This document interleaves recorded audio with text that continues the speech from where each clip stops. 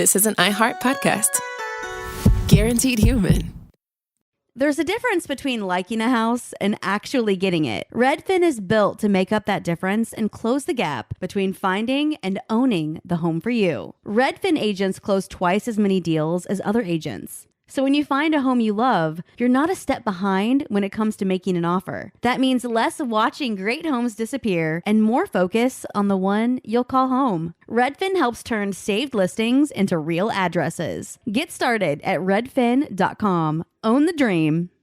Support for the show comes from Public, the investing platform for those who take it seriously. On Public, you can build a multi-asset portfolio of stocks, bonds, options, crypto, and now generated assets, which allow you to turn any idea into an investable index with AI. It all starts with your prompt. From renewable energy companies with high free cash flow to semiconductor suppliers growing revenue over 20% year over year, you can literally type any prompt and put the AI to work. It screens thousands of stocks, builds a one-of-a-kind index, and lets you backtest it against the S&P 500. Then you can invest in a few clicks. Generated assets are like ETFs with infinite possibilities, completely customizable and based on your thesis, not someone else's. Go to public.com/podcast and earn an uncapped 1% bonus when you transfer your portfolio. That's public.com/podcast. Paid for by Public Investing. Brokerage services by Open to the Public Investing Inc. Member FINRA and SIPC. Advisory services by Public Advisors LLC, SEC registered advisor. Generated assets is an interactive analysis tool. Output is for informational purposes only and is not an investment recommendation or advice. Complete disclosures available at public.com/disclosures.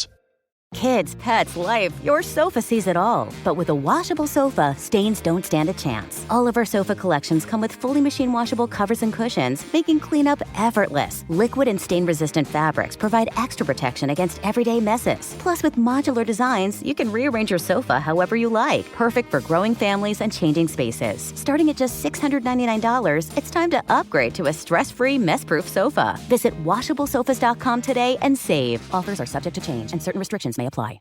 Hey everybody, Robert Evans here, and I wanted to let you know this is a compilation episode. So every episode of the week that just happened is here in one convenient and with somewhat less ads package for you to listen to in a long stretch if you want.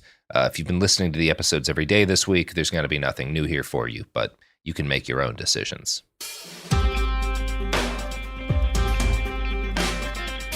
The sun never sets on the British Empire, because God doesn't trust the British in the dark.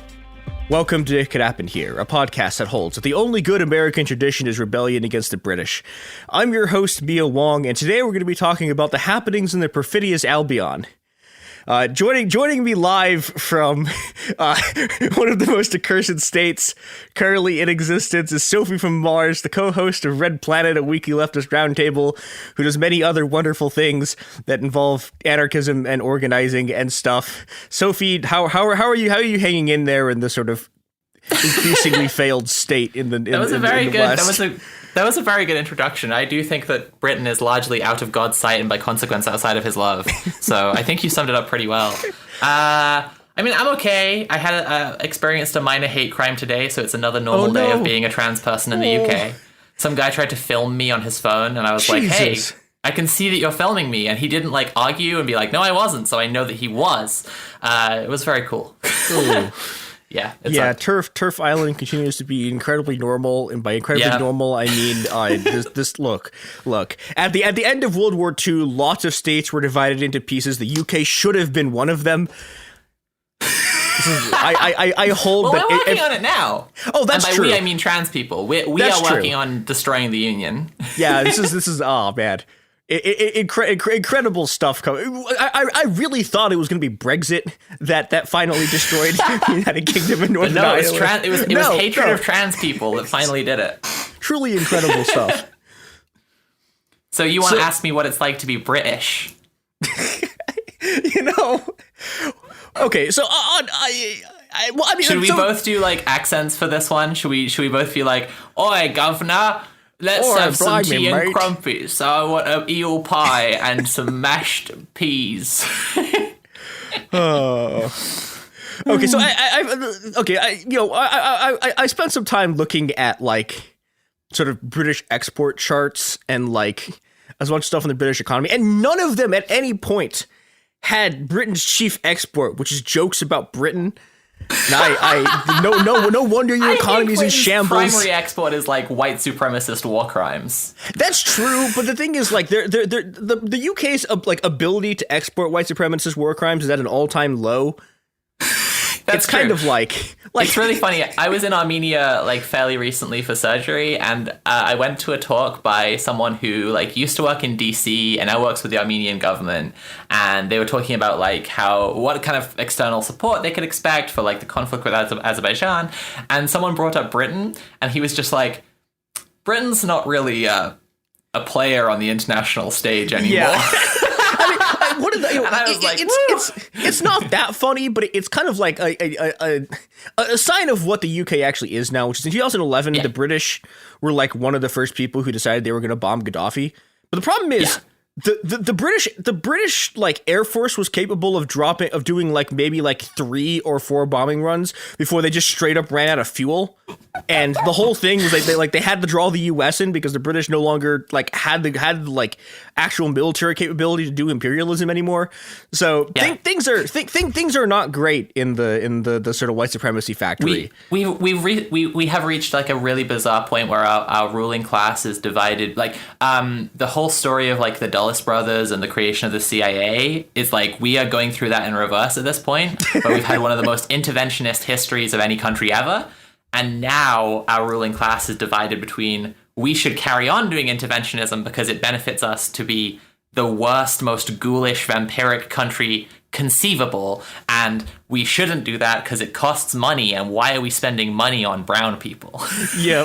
Which just two terrible positions battling out. Yeah, it's fun. It's a good time in the UK. So you know, speaking of it being a good time in the UK, so I'd seen this before and I didn't quite believe it, and I look at the numbers, and we were talking about this a bit before we got on, but it looks like the UK right now is projected economic performance is worse than Russia's, which is incredible because that is a country that is like under just unbelievably debilitating sanctions and is also like losing a war. And the UK's economy is more fucked than a country that is being shot with missiles. Like, how? I mean, we are also losing a war, but it's a war of ideas. That's true. So yeah, I think we should probably when we last left the United Kingdom on this show, I think it was I think Liz Truss had just been overthrown. And we were now on UK is now on their second consecutive unelected prime minister. So no, Mia, second consecutive. Oh no, right? Because they elected Boris Johnson, right? So this is a good place to start. This is a really good place to start. 3? Since Tony Blair, we haven't had a prime minister who we elected to get into power.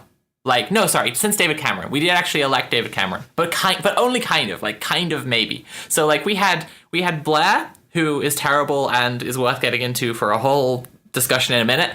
And then we had Brown, who was his chancellor, so kind of our like vice president, who stepped in. And then he lost to Cameron. Only Cameron like had a coalition. That's why I say it's kind of maybe. He had the Lib Dem thing, and the Lib Dems decided to literally go back on everything they'd ever done. And the main thing that was happening with the Lib Dems was they promised to protect student loan prices from going up, and they had got massive support from young people and anyone who can see why it's good to be able to offer young people an education, especially because like Blair had this big famous speech where he was like, education. That's my excellent Tony Blair impression.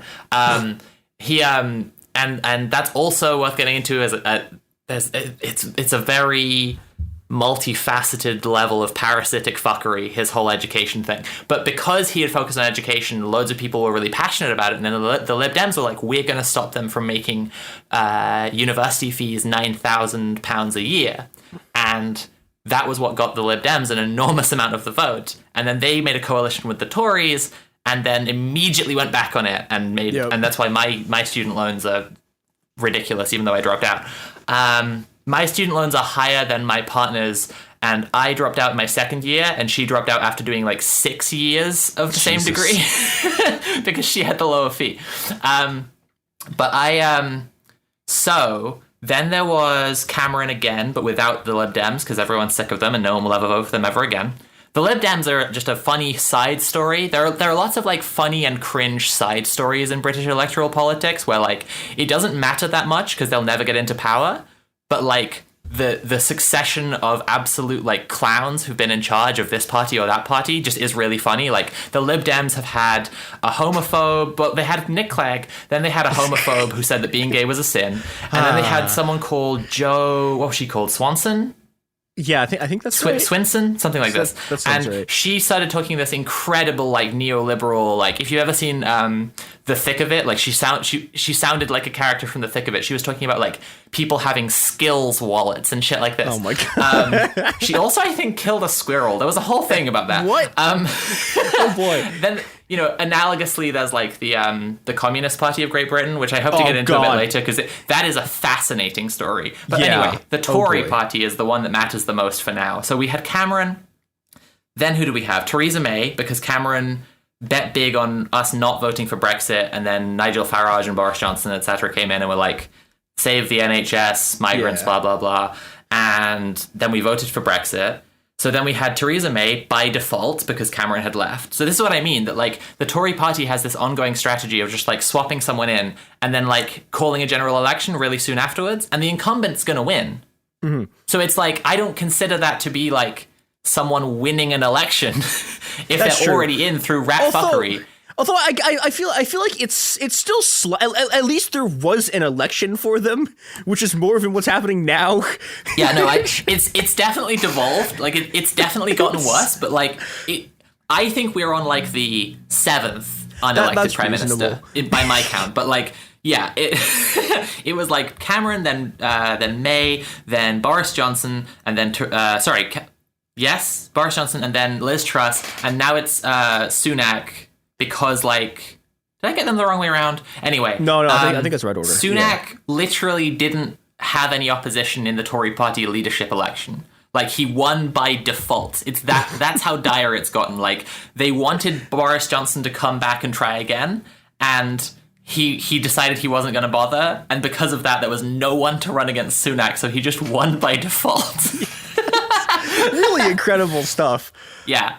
And okay, and Sunak's a fascinating character as well because like he is incredibly green, and I don't mean environmentalist. I mean like he knows fucking nothing, and he's currently going through this like there was a measurable phenomenon with David Cameron where he was really naive and he went through the neoliberal thing of being like, I'm going to cut the red tape. Oh no, that's not working. I need massively authoritarian policies. Oh no, that's not working. Maybe this is a flawed ideology. And just toward the end of his term, he was like, maybe this isn't working, and then they got rid of him. Sunak is currently like very firmly in the stage of like trying to do as much libertarianism as possible and realizing that the state can only do libertarianism if they are also as authoritarian as possible. Yeah, and I think, you know, I was going to get this in a bit, but I think that there's a couple of things that have been happening simultaneously. One is that like, okay, so we had there was the incredibly brief phenomenon of Trussonomics.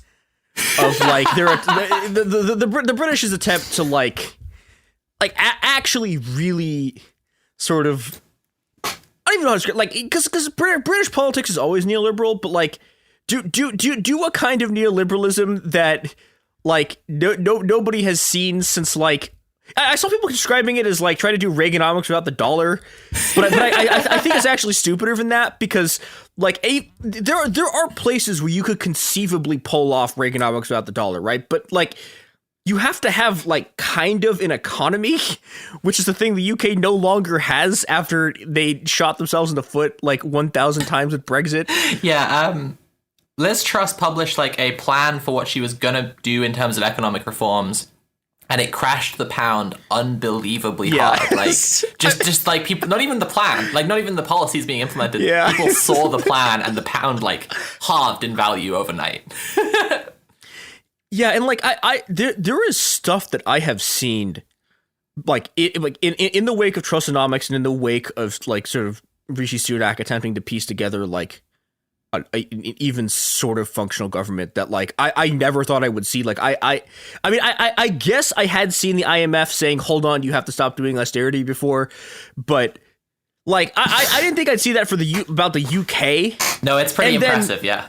Like, the other thing that I've seen that's I just genuinely I can't believe it is I've seen mainstream newspaper outlets print things about the economy that you are just not allowed to say. Like, I have seen mainstream newspapers admit that economic growth was actually better in the inflation-racked and class war-torn 70s than it is now, which is like, that is like the single thing you are not allowed to say in all of economics. Yeah, because no, if you actually pull out the growth rate chart and point out that economic growth was actually better in the 70s than it was in any successive decade, everyone immediately shoots you because you know you can prove in one chart that No, yeah. neoliberalism doesn't work. If you're in the media class in the UK and you point out that like the 70s was by any metric better than now, you are no longer invited to the eyes wide shut parties where you can like suck and fuck with Boris Johnson, and that is like the highest privilege in British society. So you obviously want that. Yeah, you can no longer fuck the pig. Think things of this nature. It gets bad very quickly. The other day, they were Keir actually saying this. Starmer was interviewed, and it was like front page Keir Starmer saying, "I would kiss a Tory," and I just shared it, being like, "Look, we already know David Cameron fucked a pig." Yeah. Oh God. Starmer saying he would kiss the Tory is just that's just a cherry on top. Yeah. So, okay, I want to ask a little bit about what is going on in the British economy, because I have spent some time attempting to figure out what the fuck even is the British economy, and as best I've been able to determine, it produces financial, quote unquote, financial services, which seems to be the UK's sort of polite euphemism for doing money laundering for like both the regular bourgeoisie and for this enormous class of like kleptocrats and petrol oligarchs who like get their money by extracting it directly from the state. Yep. It seems like that. So it seems like you have that layer. You have the layer below them who are just like somehow more landlords per capita than exist in like any other place that has ever existed. Yeah. And then below that, there's this quote unquote service economy thing. Yeah. I think you're getting it. I think you're pretty much getting it. I think, okay, there are two sides to British politics. There's this economic one that you're pointing out, which is like, let me put a pin in the economics, right? The economy of the UK is unbelievable, and we'll get to it in a second. And then there's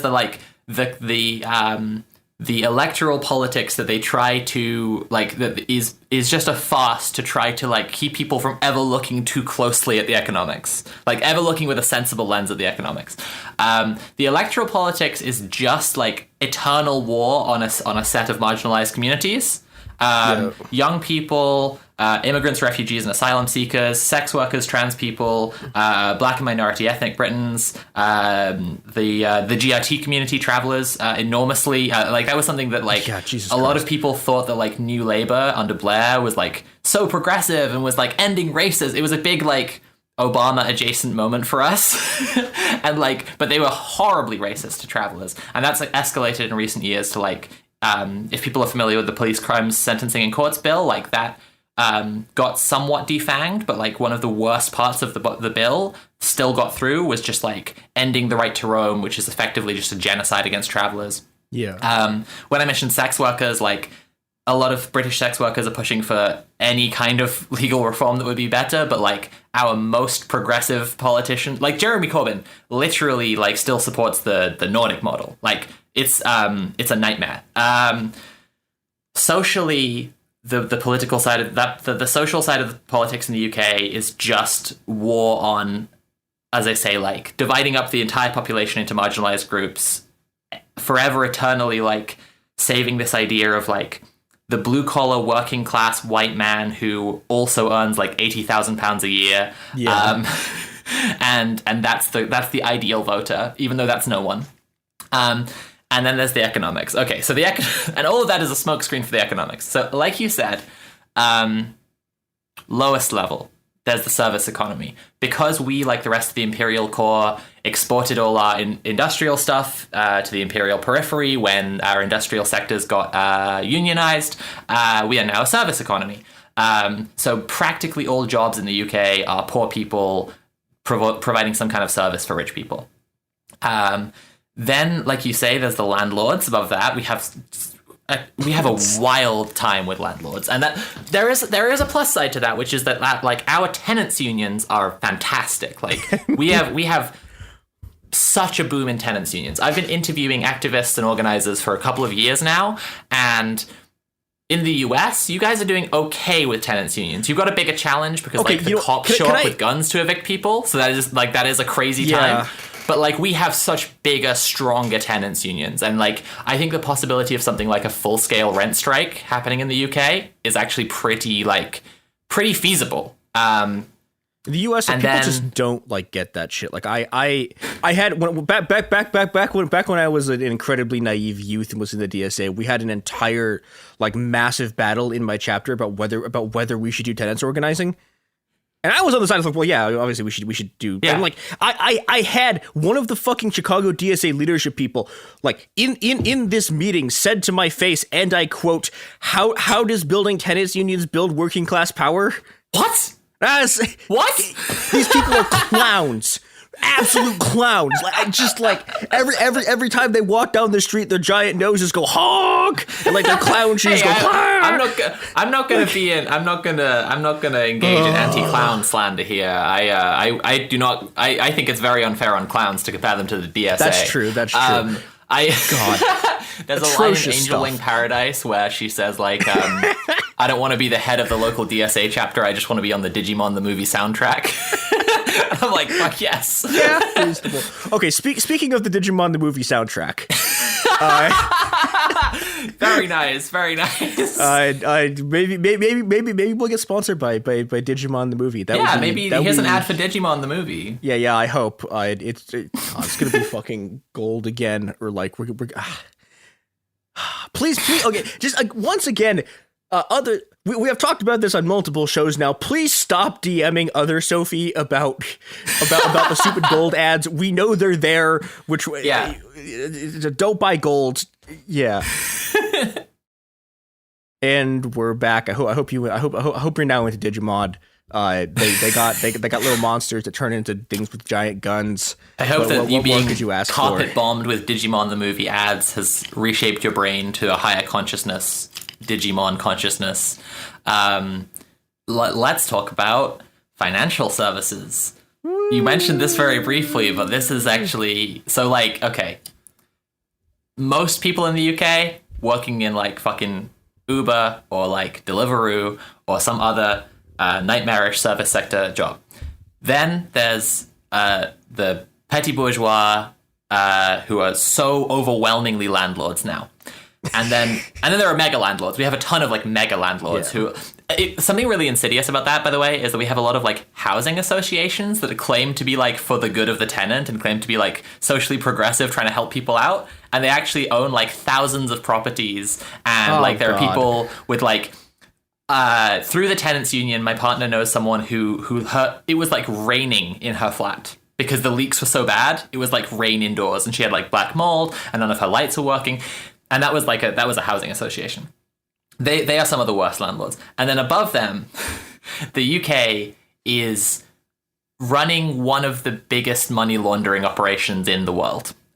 Maybe the biggest. I think it's. I don't know. Like maybe I don't even think like the Cayman Islands or the Bahamas have like that kind of like, or Panama has that kind of throughput. No, we're really familiar with like Switzerland and, like you say, Panama and the Cayman Islands, and some people are somewhat familiar with Ireland as being like tax havens. Yeah. But like none of these actually compare to Britain, because Britain like forged all of these relationships with the entire world because it invaded them. And now it has those, like, the British Empire ended in name and legal function, but did not end in terms of financial services. Like that is our grip on power, is like that we just launder a bunch of rich people's money. There's a great documentary called The Spider's Web, which talks about this. And like the head of Her Majesty's, I guess it's His Majesty now. Oh. Fuck the king. Just taking this opportunity to say, fuck the king. HMRC, anyway, the head of HMRC, like, literally just works for the money launderers, like, the people who are just trying to bring through, like, billions of dollars to launder.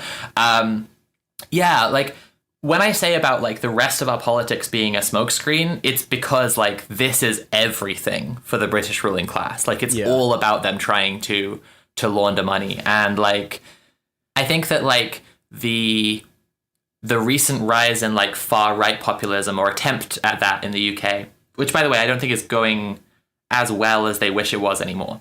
But like, well, because they did Brexit. It turns out Brexit was a really bad idea. Yeah. It's like I remember there was something for a while ago. I was in some forum thread where they were just posting like, Trump supporters realize they're going to die because of Trump. It's a very similar phenomenon in the UK. Like there's a lot of, and I don't really delight in it because it's just like looking at a lot of working class people suffering. But there is a very obvious and noticeable trend of like people who voted for Brexit realizing that it's completely fucked everything about their life. But when there was this attempt at like raising far right, like false class consciousness in a very Trumpian way, that was all like a very big attempt at the smokescreen, because like have you ever seen Johnny English? There's this what is Johnny English? There's this fucking Rowan Atkinson film where he like is he winds up being like a spy, and the villain in that film is French, of course, because you know the French are so evil compared to Britain, baguette and so on. That guy, who's played by John Malkovich, wants to get the British throne and then sell Britain to private investors to turn the entire island into a prison. So he created modern Britain. Yeah, it's just outlining modern British politics. Yeah. So so like he in terms of social policy, like, it would suit the ruling class of Britain very, very nicely if Britain was just one big jail, because like they are only inconvenienced by having to cater to any kind of population. Like if the British population just all died, the Tories would be having such a good time. Like they would fucking love it if there was absolutely no one to govern over, and Britain could just like on paper have a population of 60 million. And then they could use that for the money laundering. Yeah. But actually, you go here and it's just a complete, like, ghost island. Like, everyone is gone. Yeah, I mean, it is that. It is just for money laundering. Like, I think the London Stock Exchange is the oldest stock exchange, I think. I'm not sure. But, like, obviously, it's had a long time to develop. And, like, it's... Yeah, there is more fiscal capital, or Marx would have called fictitious capital, in the world now than there is like real capital or financial capital, and yeah, a huge amount of it goes through the London Stock Exchange, and through like through the services of HMRC, and through like the various schemes that it's really funny. I don't think this is like as insidious as it sounds, but I was filling out my tax return recently, and there was a question that HMRC like just straight-facedly asked, like, have you participated in one or more tax avoidance schemes? And I was like, this is a normal country. This is a really normal country. Like they just asked, have you? And like when my partner saw this, because she was filling out hers, she was like, is this just a trick question to get you to like dob yourself into the cops? And I was like, no. This is a normal question in case you are a very, very rich person who has engaged in a tax avoidance scheme and you want to just report that, and then the HMRC will be like, cool, good job avoiding paying taxes. You know, when I was sort of like running through my research for this, I remembered a David Graeber quote about the British economy, where he said something to the effect of, the United Kingdom's chief product is the docility of its working class, which is what allows oligarchs to just like put their money there because they know that they're going to have a butler and no one's ever going to steal it. Yeah. But you know, the sort of other side of the Graeber in the UK arc is, you know, towards the end of his life, like he starts writing a lot about the revolt of the caring classes and about this sort of like, and he was talking about stuff that was happening like 2018, 2019. Yeah, totally. Like, a lot about like, but the Gilets Jaunes actually too, because there's a lot of sort of ambulance. And he was directly involved in some organizing to try and stop the IMF. Yeah, but you know, what's interesting to me about this is like, I don't want to let it go by without saying the IMF must be destroyed at all costs. Oh yeah, that's a policy I have about mentioning the IMF. The actually demonic. Real demons exist, and they're called the International Monetary Fund. Yeah, I talked about this in my neoliberalism episode. Well, and this is another sort of Graeberism thing, right? Is the sort of being attuned to the fact that all of this sort of like red tape cutting bullshit is actually just a smokescreen for an incredibly sort of unbelievably violent and repressive bureaucracy, and the sort of the global wing of the violent and repressive bureaucracy is the IMF. Yeah. And well, it's a really weird. What I was saying before about like Cameron realizing that neoliberalism doesn't work towards the end of the time that he was in office, like what I'm referring to is that he wrote a letter to his constituency, to his local council that he's supposed to represent, and he said that like they'd been complaining that they didn't have the money to do the things they needed to do, and he was like, well, you should just cut out the red tape, like you should just clear out the backroom bureaucracy. That's the thing that's costing you all the money. And I think with some time to reflect on this, where I think he gets that idea from is that he's seen how well it works for the ruling class. He's like, the more red tape we cut, the more we get rid of regulations, the more money we make. And so he's like, that is simple then. Minus red tape equals more money. And they replied to him like, what the fuck are you talking about? There is no backroom bureaucracy. You cut our budget with austerity policies. That's why there's no money. And he was like, oh, fuck. Like, yeah. Well, and I you know, this seems to have like escalated to levels in the UK that are like sort of genuinely catastrophic. I mean, you know, one thing that's sort of been quietly going on is like the sort of quiet privatization of the NHS. Yeah.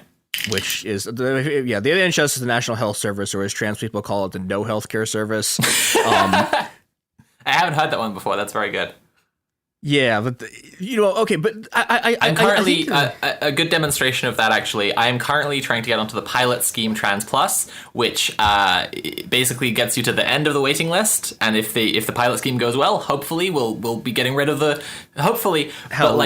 this is the good alternative, right?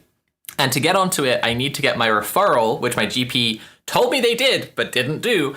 So to do that, I need to get my current GP to write the referral to the GIC and include a note that says, this was meant to be done in August 2020. And to do that, I called up the GP office the other day, and they said, I was on the phone with the GP, and I said, go to the GIC's website, click on if the section that says, you know, you're a GP and you're looking to refer a patient. And she was like, oh, I can't do that because of our computer systems. So what I'm going to need you to do is go to the website yourself and click on the thing that says you're a GP, even though you're not, and download that form and then email it to our office and then call the office and then get them to make the referral. This is the good alternative. This is the good alternative compared to just waiting for like 15 years and then killing myself. This is the good option for healthcare for trans people in the UK right now.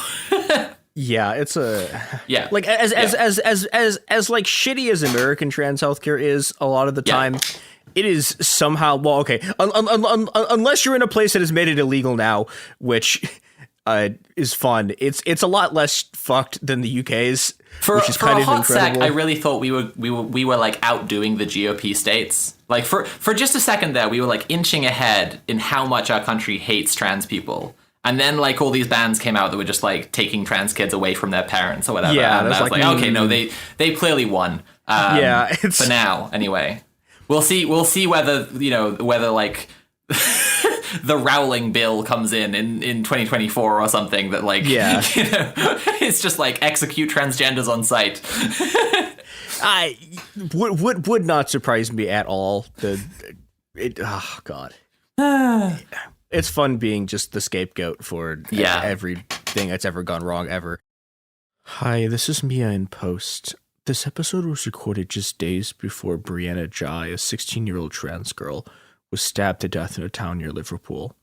We haven't talked about it really on the show over the last few weeks because very little of what I think the rest of the crew have had to say about Brianna Jai's murder between sort of the racking sobs that yet another trans person taking from us is even remotely publishable.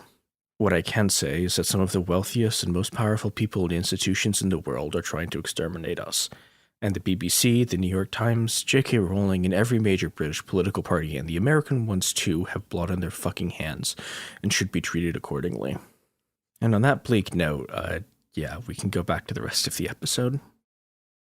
Yeah, it is wild being a country that, like, supposedly, like, what the thing we probably have to be the proudest of in our entire history is creating a system for socialized medicine where people have free at point of use healthcare.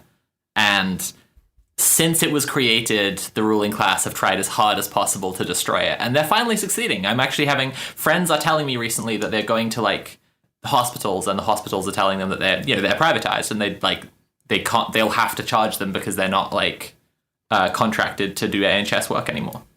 So that's, they're succeeding at that. We've probably wandered away from the point of what we were trying to say. I have very resentful feelings to do with healthcare in the UK. I'm currently playing with my comfort knife. Yeah. I mean, I think this is sort of circling around to the thing I wanted to talk about next, which is that, like, on the one hand, we have this sort of, like, just the sort of monumental collapse of anything that could, like, conceivably make the UK a society. But on the other hand, Graeber a lot sort of people of share like, the Joker meme where they're like, we live in a society, and I'm like, if you're in the UK sharing this, you are wrong. Yeah, we live in an economy. Yeah, we live in an economy. It's pretty bleak. It would be fucking great to live in a society. I wish. Yeah. But, on the other hand, David Graeber's final prediction has, like, now come true, which is that we are now actually, like, the UK is now sort of starting to see the full-scale revolt of the carrying classes. Yes. And that has come in the form of, well, I have no idea when this episode is going to come out. Sorry, everything's chaos right now. But as of time of recording, I guess, is it tomorrow that something like 500,000 people are going on strike? And lo and behold, who was going on strike? 500,000 people went on strike last week. Oh, was it last week? Yep. Have I? Okay, I'm a dumbass. Aren't there more tomorrow? Okay. Or am I getting my strikes when confused? the episode comes out, on the 1st of February, over 500,000 people went on strike, and there were massive demonstrations and marches across the country. It's the biggest strike and biggest marches that we've seen in, like, over a decade. We haven't seen marches this size since protests against the Iraq War. Yeah. Yeah, and... Well, okay, so inshallah they'll be more effective than the Iraq War protests. But yeah, and I mean, I think it's interesting if you look at the people who are striking. It is people who do care labor. It's teachers, it's nurses, it's ambulance drivers, people in civil service, like train and bus drivers who are like still on strike in various capacities. A point to pull you up on there, but it agrees with your point even more in terms of the rebellion of the caring classes. The current drive of the strikes from the RMT, that's Rail, Maritime and Transport Workers. Big up the RMT. My boys are incredible. Mick Lynch, shout out, love you to pieces. The current strikes are actually driven by the janitorial staff, who are, like, some of the worst treated and worst paid among all of the train and transport staff. Like, bus drivers and train drivers and so on have joined in on it, and that, as you're saying, is still part of the, like, rebellion of the caring classes. But it's even more so because it's literally, like, the cleaners who were like, this is fucked, we need better wages. Yeah, and there's been, and I think, like, postal workers are also on strike. There's other, I'm pretty sure other people are also on strike too that I'm leaving out here. Let's see. So ambulance drivers, civil servants, teachers, nurses, student workers. University workers. True. Yeah, university workers. There are, but I do not care about this and have no solidarity for them. Border agents on strike right now. Stay on strike, baby. Fucking never come back to work. Just keep fucking striking. We are starting the abolition of work with you. Congratulations, you have now finally become the vanguard of the working class. It's what you fucking cops have always wanted. Yeah, you get to do it now. Yeah. Well, cops is an interesting thing as well because, like, on Red Planet every Sunday, 8 p.m. to 11 p.m. UK time. Check it out. We have a running prediction to do with the police that, like, as their job, as class warfare becomes more naked, the police's job is more and more obviously just what it's always been, to put down the working class. But as your job just becomes like smashing like bottled water stands that people put up in a heat wave to help homeless people, and like trying to evict people, and trying to like stop people who are striking for better pay, and also everyone around you constantly calls you a pig and like degrades you and is like, are you enjoying what you're doing? Do you have a good life? Are you liking this job? We'll see like lots of police quitting. And actually this month, the Telegraph, who can't really be trusted, but this does fit into a larger pattern. The Telegraph reported that more cops had quit than had been recruited in the last month. And that's part of an overall pattern that has been going on for a while. To be fair, I don't know. In the U.S., every single newspaper says that every week, and it's never true. So yes, I don't know. I mean, to be fair, the actual British, figures, and it does look like cops quitting in the UK has been on the rise since like early last year, and enormously as well. And you can tell because like the Met has been putting out loads of recruitment ads, which like is really sick. And no, I have a little story about this actually. They had this ad in. Wait, is it nearly time for ads? Because I could add pivot. Oh right yeah, after yeah, this. we have. Yeah, this is okay. This Incredible. is I was in Peckhamplex Cinema, which is Peckham is like a cheap community cinema. It's like it's they deliberately keep it cheap so that people can enjoy it. And it's an event space and whatever. And we were about to watch a movie. I forget what now, but like there was this ad for joining the Met Police. Oh, that was like this black guy talking about how he was really worried about his sister joining the police because she's a black woman and she's a Muslim, and he was worried she's going to face all this discrimination, but actually she's having a great time and everyone loves her, so it was totally okay the whole time. And now I have this personal policy, which is if there is an ad for crypto, an ad for joining the Met, the army, whatever, and no one else, and if no one is yelling at the screen because they are being subjected to fascist propaganda, then it's going to be me who's yelling. So I just started yelling because 2 weeks earlier when I was watching this ad, like Chris Carver had been shot dead by Met police officers in South London, a black man, right? And they have a black man here telling us that actually the Met's really cool and doesn't do any racism. And I was just yelling and yelling about it. And I was yelling about like fucking, if people aren't familiar with the case of like Sarah Everard, who was kidnapped and assaulted and murdered by Wayne Couzens, a Met police officer. Like, you know, I was just going off about all this stuff because I'm just like, I was just responding directly to the ad. Like, how are they running this shit as if we don't know all of this, and just listing off everything that came to mind? Because again, it's my personal policy. I'm not going to get any trouble for it, and someone should be yelling when you're subjected to propaganda. Yeah. Anyway, speaking of propaganda, here's an ad for joining the Washington State Highway Patrol. And we're back from your fascist propaganda session. I hope you didn't enjoy it. I hope you yelled the whole time. Yeah, and I guess I guess the thing that is genuinely sort of different between the American and British police is that the British police, like the American police is like every single American city is like at least they're technically only about 40% police budget by volume, but that doesn't count the money. You can check that out by googling 40% police. Well, you will see a variety of things here, but like, you know, technically it's technically only about 40% of the city's budget by volume, but that's because that doesn't count the amount of money the police just steal. But in the UK, they actually kind of like they were kind of stupid, and they seem to actually have kind of done neoliberalism to the cops, which is very funny because it means that you get Jeremy Corbyn like running on hiring more cops, and it's like, sir, like. What? No, it's like you've been protesting like apartheid and illegal wars and all of this shit for like 35 years, and you're like, we should have more cops. What the fuck are you talking about? Man, I remember I was watching people who like used to be like autonomists in like fucking 2011 being like, no, we need more cops. It's like, they were literally beating you up. What the fuck is wrong with you? Oh my god, that guy who fractured my skull. I need more of that.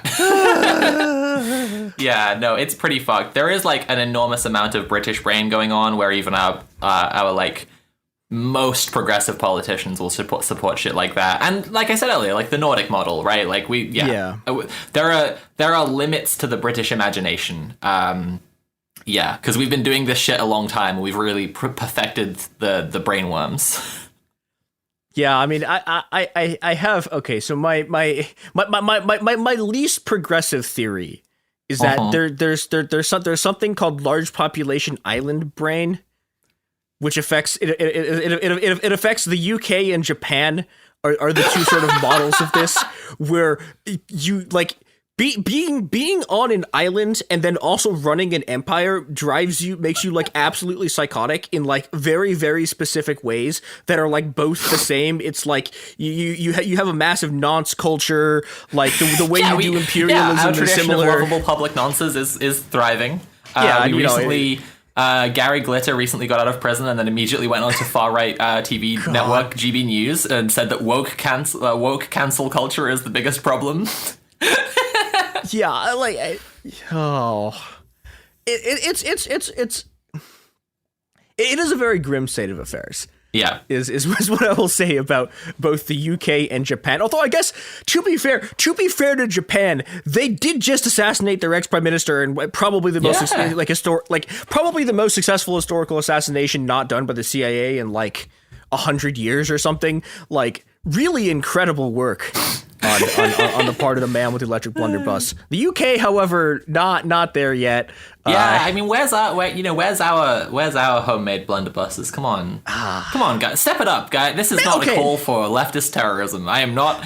No, Met Police, please ignore what I just said. I will say this thing about the British too. Like one of the sort of British psychoses that I think about a lot is like the specter of knife crime, because it's like. Okay, knife, like on the one hand, okay, so like people get stabbed and it sucks. On the other hand, having grown up in the US in a country where like all of our kindergartners are basically being trained to like do like human wave attacks and mass shooters. It's like, how are you guys how is this the thing that you guys are like you have police brain about is knife crime? Like, I think I think that like the knife crime thing is a very American perspective on British politics. Like, we don't actually talk about it that much. Oh, thank God. Like, okay, all right. It's really like an American conservative talking point that like if you get rid of the guns, they'll just stab each other. So look at the UK; they don't have guns and they're just stabbing each other. Like. Some conservatives still care about knife crime here. There was a big wave of caring about it when, again, it was like a few years New ago. Labour were like doing their their hush racist policies to try and like brutalize the working class, especially in black neighborhoods.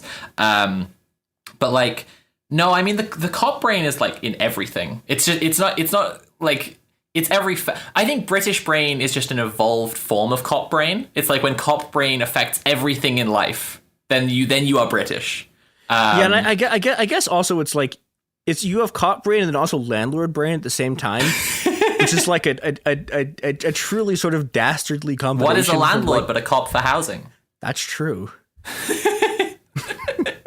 I say it's my fucking I guess. Okay, it is. I think no, that's not true. I haven't gotten there yet. But I am fast approaching the 2 weeks since my apartment was last flooded by sewage mark. And I'm very excited about this.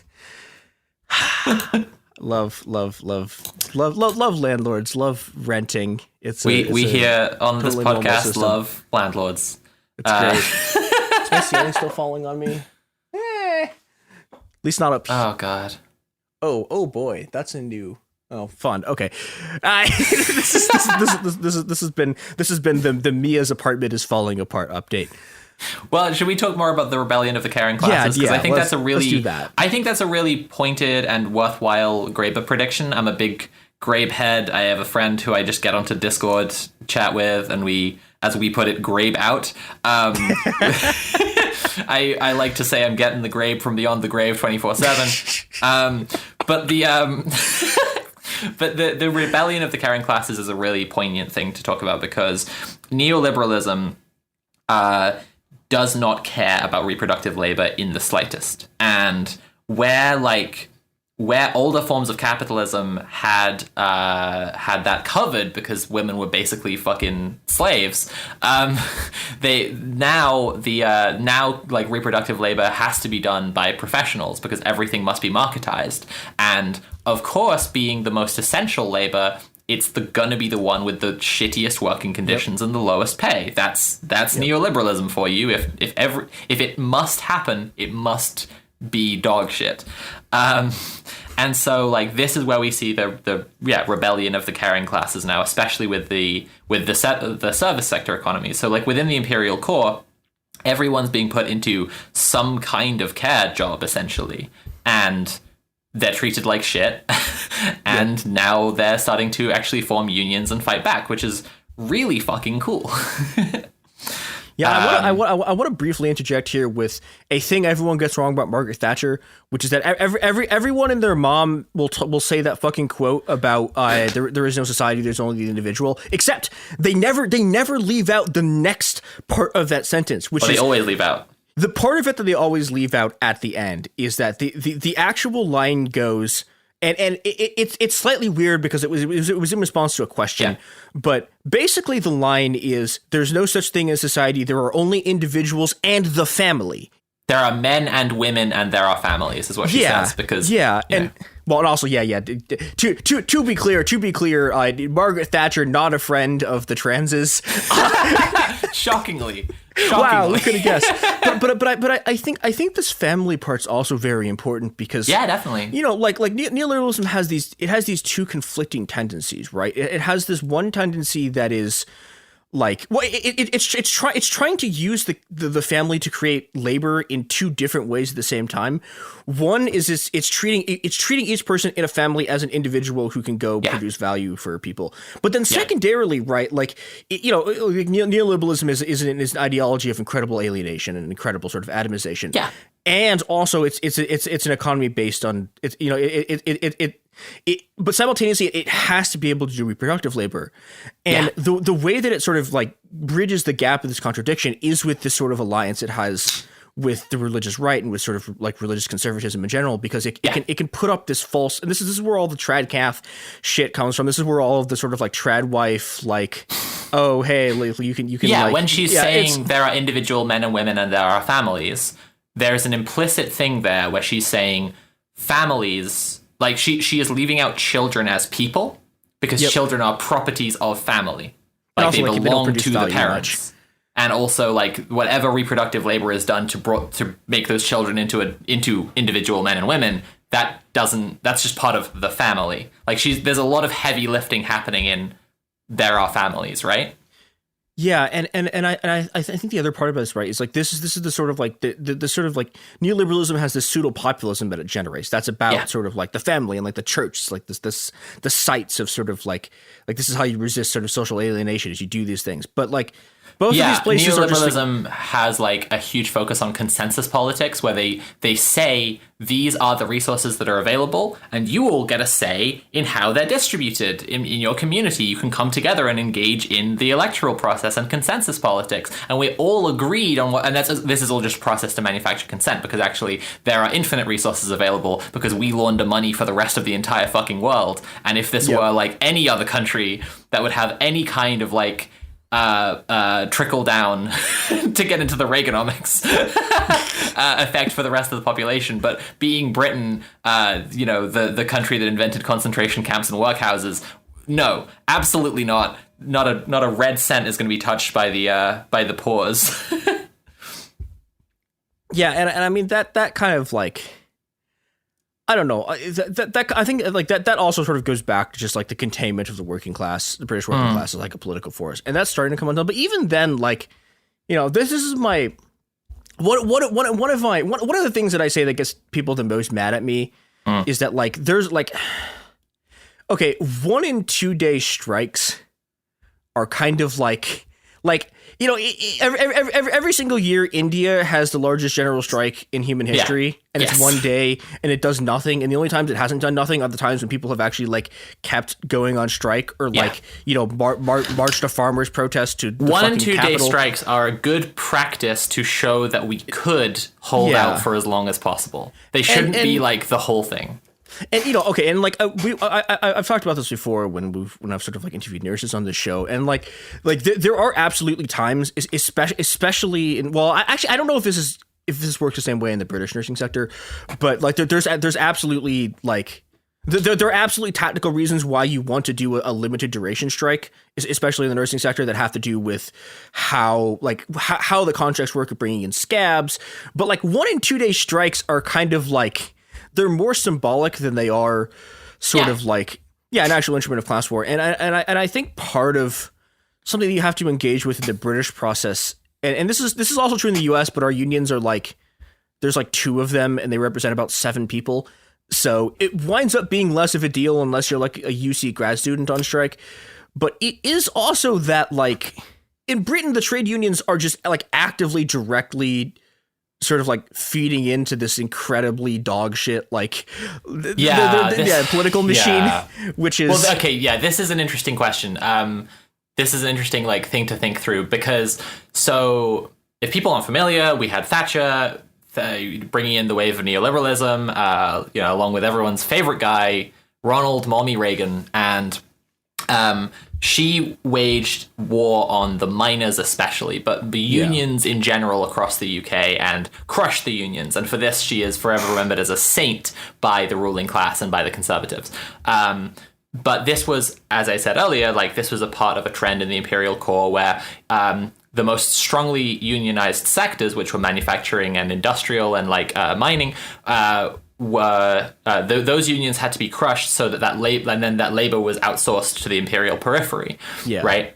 And so now we're all in jobs in sectors where there are no unions, and there are these huge corporate unions in the UK, like Unison, that like basically claim to be able to represent any worker. Which if you're a fan of the IWW, shout out to the Wobblies, like that sounds pretty cool, but then no, it's a massive yellow union. If people aren't familiar with yellow unions, we should hopefully be having an episode of Red Planet soon about just like making the distinction so that people can tell them apart really quickly. But like yellow unions first came into existence in France, I think, and it was this pointed change from red unions who were actually fighting class warfare and actually trying to like stop the capitalist notion of work to a yellow union, which was like a corporate union, and generally speaking, it would originally be like the corporation who was having their unions, like their workers were rebelling, they would form a union that was employed by the corporation and then be like, look, it's a union, guys, you can join that and you'll get better conditions. And it was a trap. But now we have, with the miracle of neoliberalism, we have those that just are their own corporate entity, and they're like, we can represent any worker. Because we are a massive union with an entrenched corporate structure who have like direct ties and constant political deals with like political establishment, which like, our Labour Party should rename itself at this point. Like it is actively anti-union, especially the unions that are fighting for the actual working class. Like the today, like as of recording this, like an hour and a half ago, there is a Tory MP who used to be a Labour MP until 2018, has just been made like the vice chair of the Tory party. And he's like obviously a dog shit guy, but it's a really good demonstration of how like the Labour is now just the red Tories. Tory now comes in red. These massive unions, my point is like, it is again a neoliberalization of everything, and it's a neoliberalization of unions where they get to just be a massive corporate structure competing in like a free market of unions.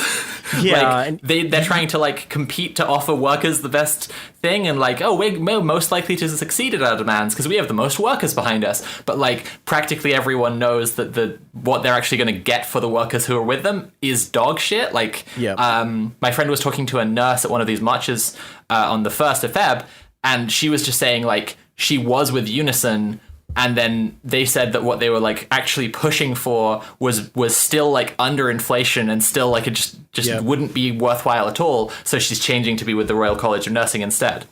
We have enormous yellow unions in the UK. It's a real issue facing British labour organising. We're going to talk more about that and the future of organising in the UK in the next episode.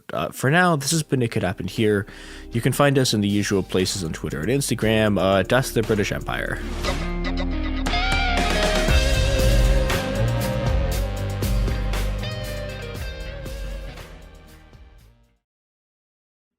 Let's talk about modern home shopping. It's sort of become a fun side hobby, right? Scrolling listings at night, dreaming about kitchens you've never seen, or backyards you haven't even stepped foot in, all from the comfort of pretty much anywhere. Redfin knows a lot of people like you want to own, but are stuck in this browsing mode loop. That's where Redfin flips the script. With listings that update within minutes and tours you can book right from the Redfin app, you can see your dream home the moment it appears. Now, liking a listing is easy, but actually landing it, that's where Redfin comes in. Redfin has over 2,200 agents with local expertise. And Redfin agents close twice as many deals as other agents. That means they want to help you win, not just window shop. Redfin is built to help you go from just looking to wait, this could actually be home. So become the newest neighbor on the block. Visit redfin.com to start finding and start owning. That's redfin.com.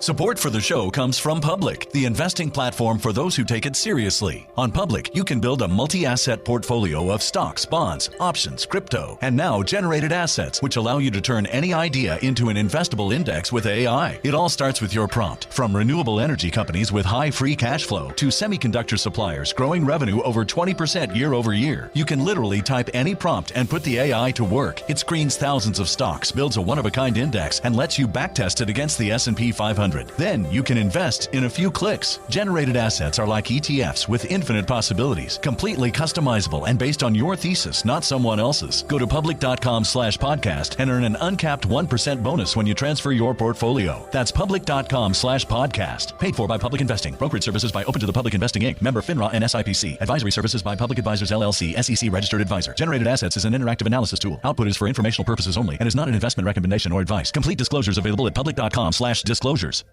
Kids, pets, life, your sofa sees it all. But with a washable sofa, stains don't stand a chance. All of our sofa collections come with fully machine washable covers and cushions, making cleanup effortless. Liquid and stain-resistant fabrics provide extra protection against everyday messes. Plus, with modular designs, you can rearrange your sofa however you like. Perfect for growing families and changing spaces. Starting at just $699, it's time to upgrade to a stress-free, mess-proof sofa. Visit washablesofas.com today and save. Offers are subject to change and certain restrictions may apply.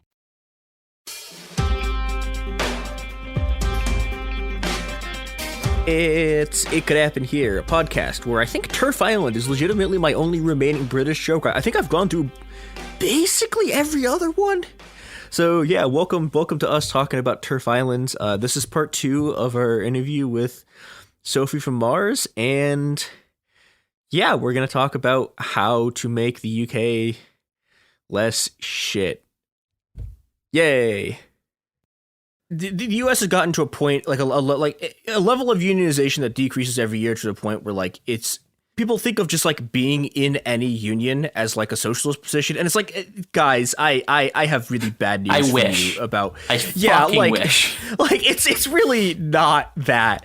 Yeah. And yeah, but I think there's also this sort of like, I don't know, like one of the things you have to deal with when you're dealing with really very large unions that don't do anything. Like this is a thing in China that happens constantly. Is like, yeah, China technically is one of the world's largest unions. It like the last time that union did anything was actually weirdly the last time that union did anything was during Tiananmen, and then ever since then, they have done literally jack shit. Like, Makes everyone sense. was like, oh my fucking God. Hold on. Oh no. But like, yeah, you get these things that are like technically unions, but, you know, they don't do anything. They cooperate with bosses. They also, and this is something you also see in the US. Well, you don't really see this in China. You don't see this in China because they have one trade union they have a state trade union federation. But you see this in the US a lot, where you get these really shitty things where like someone will be organizing a union campaign and like another union will like swoop in and be like, hey, look at these people, like we'll give you like a better cut, and they're doing this like basically because like there are unions that are like. There are unions that are actually unions, which is to say, like there are unions that are sort of instruments of the working class and are sort of organizational tools, and then there are unions that are like, we're forming a union so we can increase our member rolls, so we can like, you know, like insofar as we're interested in expanding because if we expand, more people will pay money into our bureaucracy, and that's a real like that's a real issue, and I don't know, like it's interesting.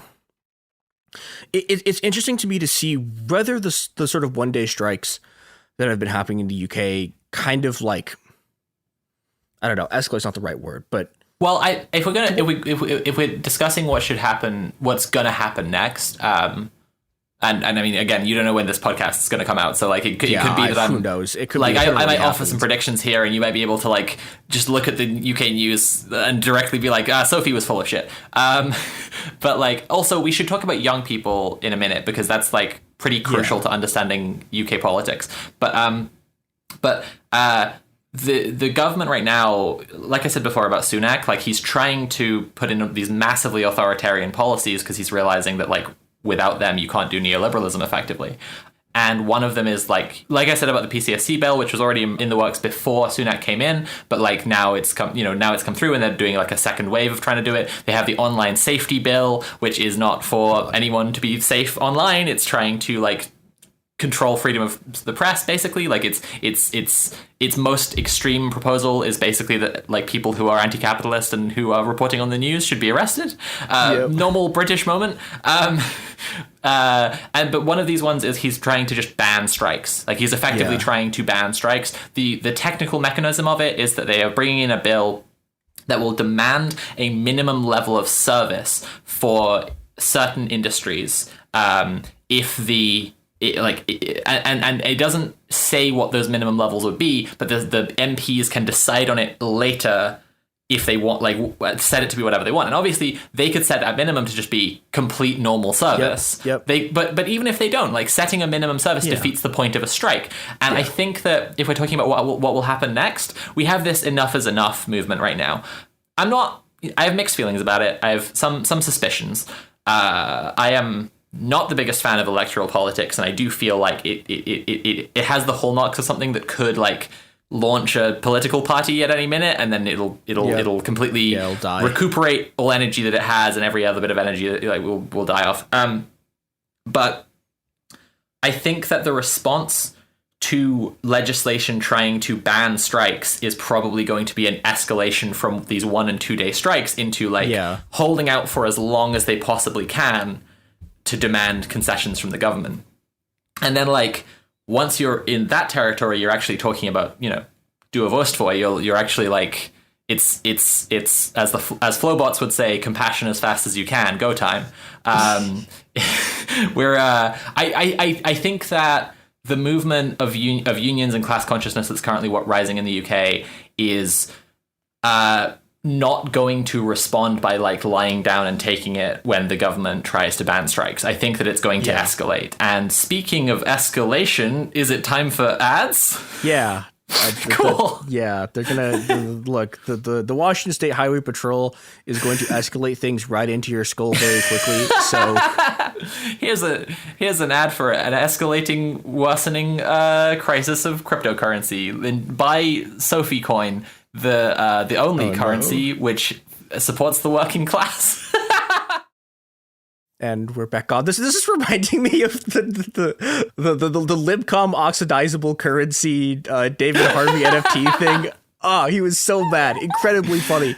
Not my fault that you're okay. That is a completely unrelated aside. Yeah. So let us get back to Can I talk about young people for a minute? Because I do. Yeah, I think this is a really important thing that is probably going to be me just like info dumping at you for a little bit, because I feel very passionately about it. I also think it's very important to understanding UK politics. It's that Britain hates young people so much. Like, it's inconceivable to people who live in other countries how much the media class, the political class, like the ruling class, like hates the young so fucking much. Like, if only under 35s could have voted in any of our recent elections, every borough in the UK would have been Labour. That's less true now because our Labour is run by the fucking head of the Crown Prosecution Service. But like when it was Corbyn, it would have all been Labour. And then if people over, I think like 60 could vote, it's like all Conservative. Like they hate young people because they know that like social revolution will come from young people, and they know that young people have like just a vastly different understanding of the world. This is another Graeberism, right? If we're gonna Grabe out, like Graeber said that like that you could probably see that a revolution has taken place if one generation and the next generation effectively speak a different language, like if their understanding of the world is completely irreconcilable. And I think that one interesting thing about Turf Island is that like trans rights are a really clear manifestation of that, where people under 35 are entirely in support of trans rights. They're entirely in support of like self-determination of gender, and like improving the healthcare situation, and like informed consent healthcare and everything. And then people above that are like practically entirely against it. And it's just like we have this absolutely wild generational divide in the UK. And they've been trying to bring that under control with various policies for a long time. So Tony Blair must be destroyed at all costs. No, that's the IMF. Tony Blair multiple things at the same time should go to jail in a world where no one else goes to jail. No? Yeah, that one works.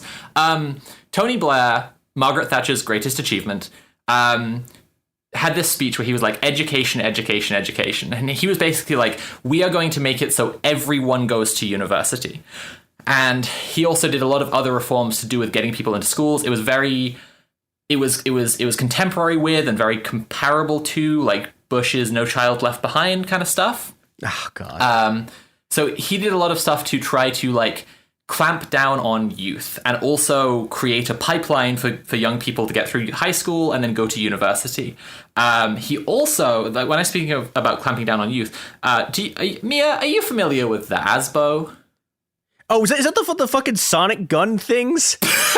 We're thinking about a different deranged British thing. This is a policy measure. It's not a weapon. It's I mean it is a weapon of class warfare, but it's the antisocial behavior order, and basically this is part of the UK's system of exclusions, right? Like we have a system set up where young people can be excluded from a career path and like a path to just like being a functional human being in society at basically any moment, right? If a teacher takes against you, they think you're rude, they think you're misbehaving, they can exclude you. Then that goes onto your educational record, and then you might get a permanent exclusion, which is what we call being expelled from school now. Right. And then that is like statistically sets people on a massive path towards winding up in like juvenile offense centers, like because they've been kicked out of a school and other schools don't want to take a kid who's been kicked out of a school. Right. And then what are they doing with that time? Like there are no fucking youth centers. There are no community centers. Like they've all been completely destroyed by neoliberalism. So like we have this system of exclusions and ASBOs are a big part of that. So ASBO stands for antisocial behavior order, and basically it's like it's not just like a warning. It's like it comes from, it's like it again is something that's going onto your permanent record, and if you then commit crimes, you're going to be punished more severely because you've been warned already. It's like it was introduced and then like cheered on by the ghouls who run our country, like because it was going to deal with chavs, which was our term for young working class people, which is just our pejorative for being young and poor. But it obviously also was there to target like young black kids, young brown kids, young traveler kids, and like. And that was Blair, like clamping down on any kind of existence outside of the pipeline that he was setting up for just being in school. There was also this massive focus on like attendance came in around the same time, that like schools would punish people for having missed any time at all. Like when I was going to high school, we had like school assemblies where they would tell us about the importance of attendance like over and over and over again, like probably 100 times a term. They would tell people that like they would tell the kids that like attendance is the most important thing, and like the difference in your grades will be enormous if you miss like a single lesson or a single week of school. And they would like give awards to kids who had perfect attendance. Yeah, we have that. Yeah. Although it's less deranged, I guess. And then like So that was Blair, and like it's continued to kind of intensify that same thing for a long time. But like very recently, this is again Sunak's authoritarian policies. We've brought in something called Prevent. Now, Prevent is a multifaceted civilian surveillance program where basically people can be referred to Prevent, which is capitalist, white supremacist, Western-centric re-education. It's a re-education program. If people are considered to be holding extremist views, expressing extremist opinions, then they can be referred to Prevent. Now, like, a lot of the people in my kind of social circle will like meme about Prevent because like all the language is about like making extremist content or whatever, and obviously that's what I do for a living. But people would, make a tweet about how they think that like the prime minister's a dickhead, and then be like, oh, I'm going to get referred to Prevent. And then it was noticeable that like, actually, no, none of us are being referred to Prevent, right? So like, this isn't for us. It's actually been put in place for two specific purposes. I do know someone who knows someone who's been referred to Prevent, and the person they know who's been referred to Prevent is a child, right? Is a teenager. Because she works with trans youth. And like being referred to Prevent is really there as a system to control Muslim populations and young people. Like that's what it's really there to target. And trying to clamp down on young people expressing any the Muslim side of that that has its own entire discussion you could have to do with Islamophobia and like terror, and like there's a whole thing like the complete unwillingness of the US and UK and all the other states to acknowledge that like extremist Islamic terror is right-wing terror. So then if you merge those categories, you would see that actually the far right is the biggest threat to everyone all the time. Whatever. This is a whole other thing. Young people in the UK are under this constant barrage of like media pressure, shaming, stigmatism, and it's because they are expected to either get a degree and succeed and get your 100K a year salary job and whatever, or you are a piece of shit and you will go to jail. And obviously the reality for most people is you're going to get your degree or drop out, and then you're going to wind up working in some kind of service sector job, actually, right? Or if you're lucky, a fairly easy like office job where you can quiet quit and just DOS off all day, right? But like the attacks on young people serves a very specific function, and it's because they're aware of that rebellion of the caring classes, and that they're aware of the social revolutionary potential of young people, and they're trying to stop it, like trying as hard as they can to stop it. And their mechanism for doing that is that there's this pipeline from birth until the end of your university degree, and then allegedly you get a job, but you don't really.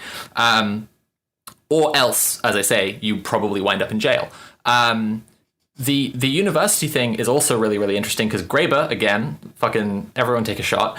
Graeber pointed out that like revolution often comes out of cases where the population isn't looking at like someone else gets some like the population doesn't look at the ruling class getting everything and them getting nothing and think that's unjust, we should overthrow them, right? This is how monarchy and kingdoms was able to perpetuate for such a long time. It's when they think that someone else who they consider comparable is getting something and they're not getting it. That's when they feel the injustice. And like, I think this education speech and this moment and this policy set that neoliberalism and Blair and everyone since then has tried to kick into action is going to turn out to be probably the biggest shooting themselves in the foot historically that we could measure, because they've basically made it that every young person in the UK must try to go to university. Not wanting to go to university is considered socially like backwards. And like then people go to university and then we all find that there are not jobs in the UK for everyone who's gotten a degree, because they've basically set up the whole country to be a diploma mill. Like the whole entire country has this pipeline of everyone's going to get a degree and then what? Because there aren't fucking jobs. And that's going to create that sense that like we are not getting what we deserve. I think that the marketization and the like opening up all these universities to be like profit driven diploma mills has radicalized an enormous number of young people.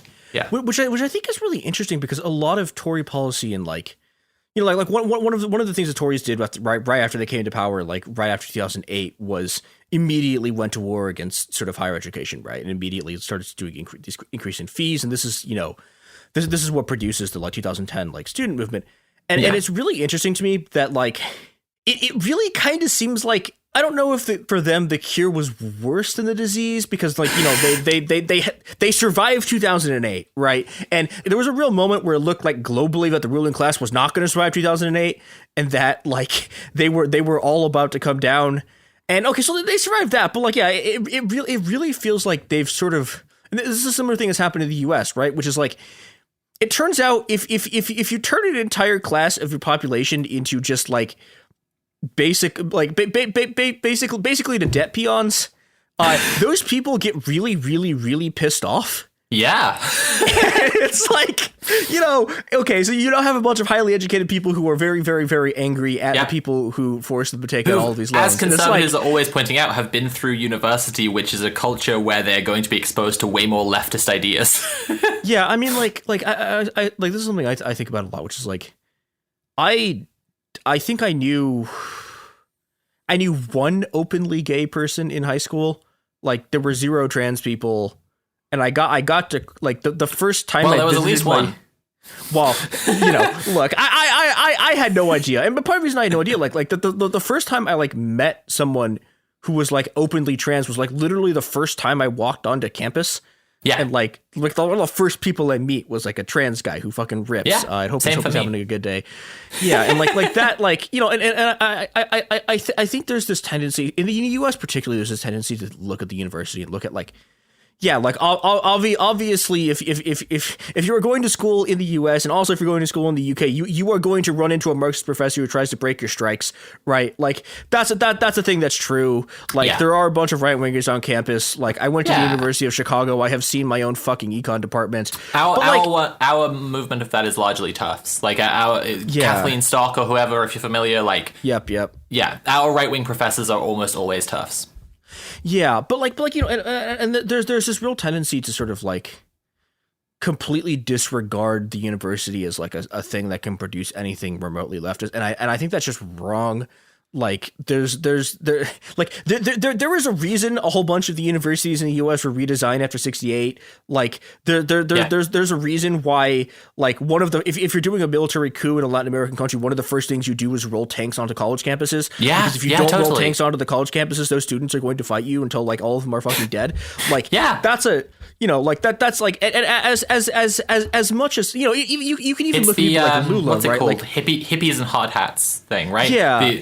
The media image the conservatives created, I think it was Nixon, like the hippies and the blue collar working class are incompatible and cannot work together, and the hippies are all university educated, effete liberals, and working class people are conservative reactionaries, and that's like largely stuck until you get actual class consciousness building. Like this is something we're seeing massively in the UK right now, is like the growing union movement like has so many university educated people involved in it, because like as soon as you start developing class consciousness, that notion you're talking about, like that universities can't produce something leftist, just like flies out the window massively.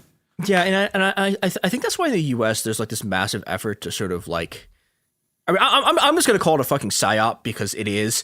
Like, there's this massive psyop to get people to like not think that like being a barista is like a thing that produces value, and it's like, I'm going to beat you to death with a copy of Capital. Psyop is one of these things. It's like with serial killer, where if you're like, well, what's the difference between a serial killer and a cop who kills a bunch of people? The difference is that the cop will never be found guilty, right? Like once you start looking at what you could call a psyop, you're like, oh, the whole of capitalist media is a psyop. Like, yeah, but you know, I think that the very specific thing here is like, okay, if you look at who is in the UAW right now, right?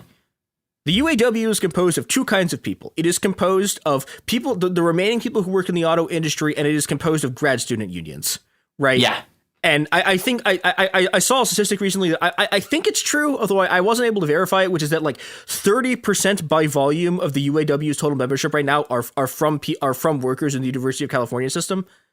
Like the actual class configuration that is happening right now is this very weird sort of alliance of industrial workers and then people who've been like people who are highly educated who've been like kicked into really shitty service jobs. And that's a real like, and that's the reason I genuinely like I think the reason you see so much of this sort of like the right wing populism around sort of like the productive like working class thing is specifically because this is a genuinely very powerful political alliance. Even people like Lula, who like Lula like fucking hate it. Like you can go back and read like a million hilarious Lula quotes about like how much he hates fucking student radicals from like 1973. Well, he was just like a football fan guy, right? Like he was just even after he becomes a labor leader, like he spends a whole bunch of time like kicking all the student Maoists out of his like strikes and stuff.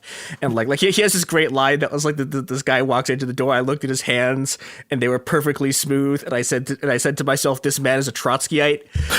Which, but here's the thing, like even Lula, who was like most of the organized left around the world, it's very like other Trotskyites in the room with you right now. Yeah. Well, to be fair, I mean, there were actual there are loads of Trots actually. Yeah. In the UK, it's much more like other Maoists in the room with you right now. Yeah, that's true. but even Lula like basically had to abandon that completely because like it turns out that like you can't actually like as the sort of unions decayed in Brazil as they did everywhere else. I mean, Brazil still has fairly large unions, but like Brazil the kind of industrial stuff that like existed in Brazil in like the 80s is gone. Right. Yeah. And it's like, well, okay, even now, like, yeah, his base has a bunch of like it has a bunch of just like university educated people working service jobs. Right.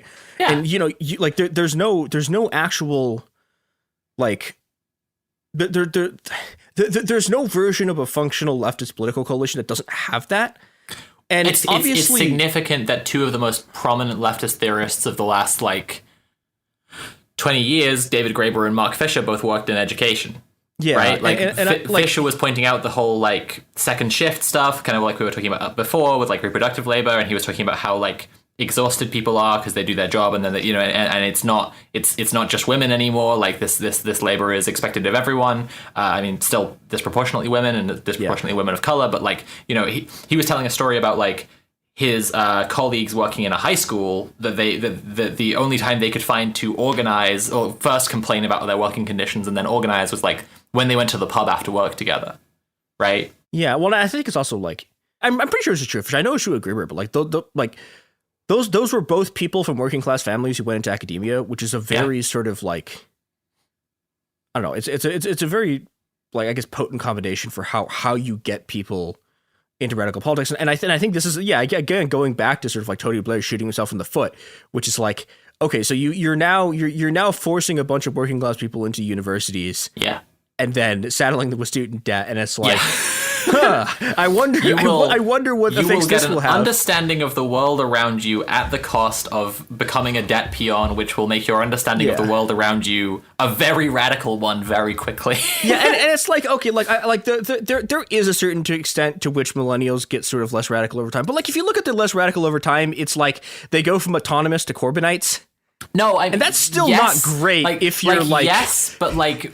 Insofar as the it trend happens, of people it's like becoming that, more conservative right? as they age is like largely not affecting millennials and Gen Z. And like, I think that, I mean, one of the most obvious things to point to is the climate crisis, right? Like previous generations were not growing up being like, the world will not be here when I reach retirement age unless we act.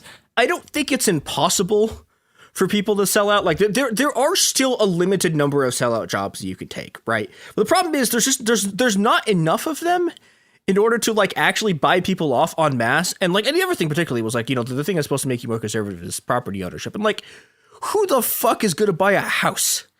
Like, what, what, like, under what circumstances? I am past the age when my parents bought a house. I am past the age when my grandparents bought a house. And I know like one person who's bought a house my age who's like, working for a privatized rail company and whose partner like works for the police.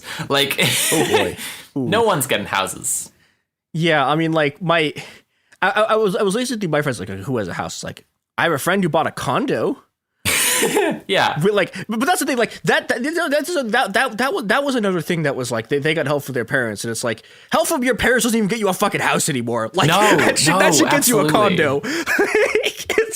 I got like a little bit of money after my dad died, and it was enough to partially help for my surgery, and then like fight off like rent debt for a few months, and that was all, and it just disappeared.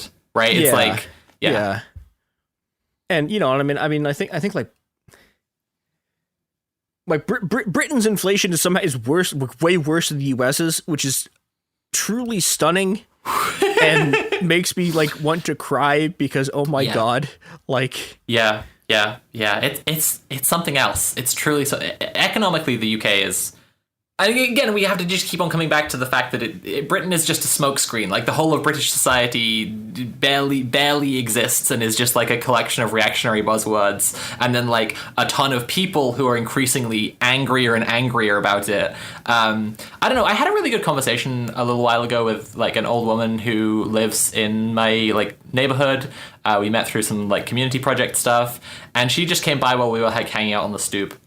And yeah, we were just talking about Boris Johnson. It was right after Boris Johnson had come in, and she was she was basically getting revolution pilled. Like she, like she was not at all a political person for as long as I'd known her, and then like it was just yet another of the like revolving door. Like the Tory party is currently running the boss rush strategy that they just like keep on swapping out Tory prime ministers as fast as they can, and like, and I said to her like, when people realize that by definition, no one will ever hold the office who respects what the office is allegedly for, like serves the people or whatever. When people realize that like, it's not just that like coincidentally all of our prime ministers went to Eton and all of those, like when they were then in Oxford, they were in like the Bullingdon Boys Club. It's not a coincidence. It's like, that's the pipeline, is how you get there.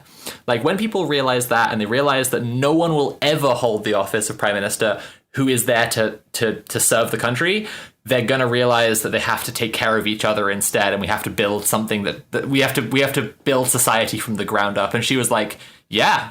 She was like, yeah, I think that's what's literally happening in our community right now. Yeah, and I think that's sort of encouraging because, like, I don't know, like, just the absolute wreckage that was Corbynism, of just like the complete shit show of how that entire project went. Yeah. Like I know it's caused some people to sort of like basically like, you know, every successor generation in politics has like the person who used to be a Trotskyite who is now like a labor minister or is now like a fucking Tory minister. You're Pete Buttigieg and Kamala Harris, who are both raised by Marxist academics. Yeah. Yeah. Well, I mean, even like Google, why am I blanking? Google who Bill de Blasio's wife is. Okay. She was one of the founding members of the Gohibi River Collective. Oh wow. Yeah, like there's a lot of shit like that. Yeah, but like yeah, you know, but like it, as much as this is a thing, I don't know. Insofar as it seems like the UK has the potential to be something that's not this. It seems like it genuinely seems like it's going to be through labor, and it's going to be through sort of street actions and organizing that's not taking place inside the Labour Party. And I think hoping like practically everyone I know who was invested in Corbyn is now like, no party could possibly solve the problems of the UK, because they watched like a guy. Oh, here's a great movie recommendation: A Very British Coup. If people haven't seen this, and it's pretty obscure, so you probably haven't, but like it's just about a guy who is on the side of the working class becoming prime minister, and then how the media like character assassinate him and have him removed from power. And like it's almost beat for beat what happened to Corbyn, and it was made in like the 90s. But like you know, a guy comes along and floats like very mild social democrat policies, and the entire media class says that he's going to like drag the country back to the 70s, and like there's like soldier, like there are like units in the army doing target practice on pictures of him, and like people openly declaring that they will assassinate him if he comes into power and shit like this. And it's just like, and then like people within the party worked to sabotage his election. The election in 2017 was lost by like 2,000 votes, and then it's pushed out and replaced by the worst imaginable neoliberal top cop ghoul, Keir Starmer. And like that spectacle has radicalized people so hard. Like, I don't know. Yeah, I don't think I know anyone who supported Corbyn who now thinks that our problems can be solved without mass uprising, or at least like without union power, basically like kicking the shit out of the government. I don't really. The UK is we are don't vote pilled, I think. Yeah. Which I think is, I don't know, like it strikes me in my sort of like, I don't know, my cursory knowledge of British history that like the most effective sort of British left-wing political movements in a long time was the poll tax stuff in the 90s, which was defeated like almost entirely by a combination of street movements and like non-party organizing. Yeah. And, I don't know, the UK's in a very weird position where it's like, I don't know if there's a way it could have been different, but it's like, it very much looked like the sort of just like the incredibly furthest right, like just like absolute most shit parts of British society were going, like far right parts of British society were going to be in power forever. But then somehow they managed to do the thing that social democratic governments always do, which is like they managed to produce a series of like changes in the UK's class structure such that like they produced an entire they got their worst nightmare, which is that they actually got into power and got to do all their policies. And it turns out if you actually do all of their policies, the entire world implodes. And without some kind of functional opposition to make sure if they don't literally press the destroy the economy button, they will press the destroy the economy button. There was a news article that was like Sunak is going to raise energy bills like 40% in April. And it's I shared it just being like, they're just daring the working class to overthrow them at this point. Like, it's not that, but like I've seen the same take. The leftist journalist Owen Jones said a little while, like when Liz Truss was in, he was like, I'm pretty sure she's actually an undercover Trotskyite trying to initiate revolution by doing the worst policies possible. Like, it really feels like that sometimes, but it is just like, as you say, the nightmare of their politics that like they are just incapable of conceiving of the harm that they're doing. And speaking of being incapable of conceiving of the harm that they're doing, here's an ad for Raytheon? I don't know, something. So when I said before about like the generational divide and how reactionary like older people in the UK are, that applies to some of our older leftists as well. So there is this like offshoot of CPGB, the Communist Party of Great Britain, called CPGB-ML, the Communist Party of Great Britain, Marxist-Leninist. Oh boy. They are fascinating. So basically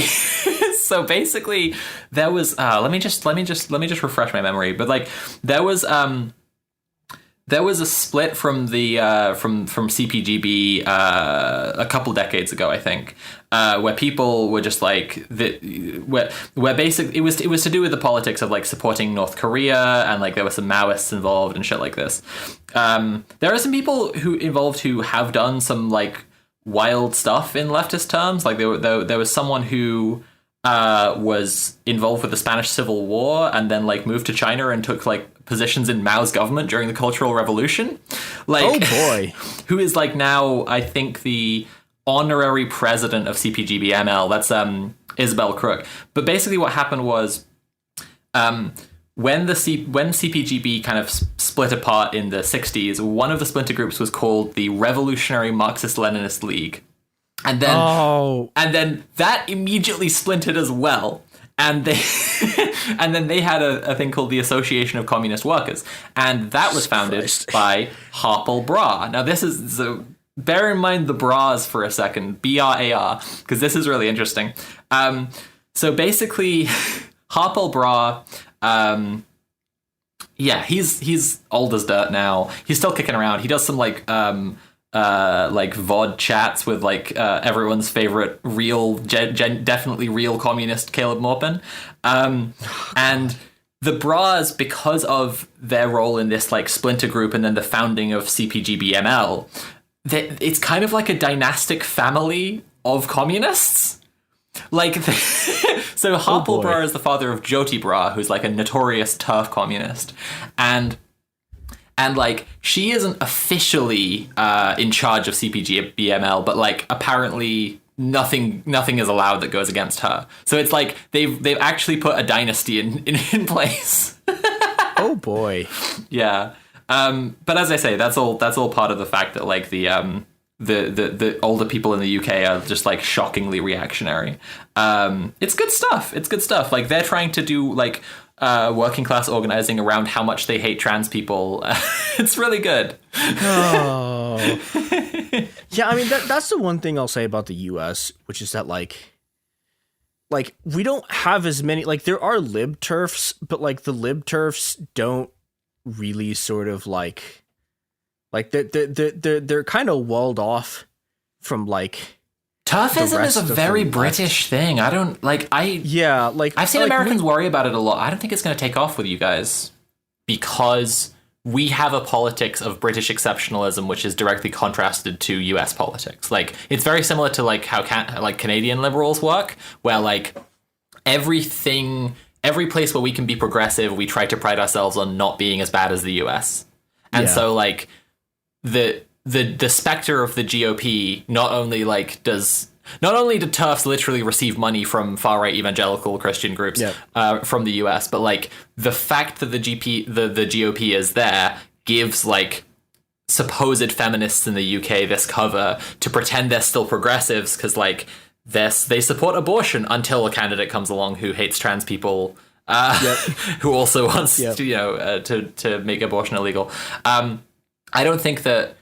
I don't know. I could be proven wrong about this, but I don't think that like TERFs are gonna get a foothold in the US in the same way because your like reactionaries just function a bit differently, and like the trying to like divide the progressive left with TERFs is a very conscious strategy that's kind of like been designed and constructed for the UK. Like it's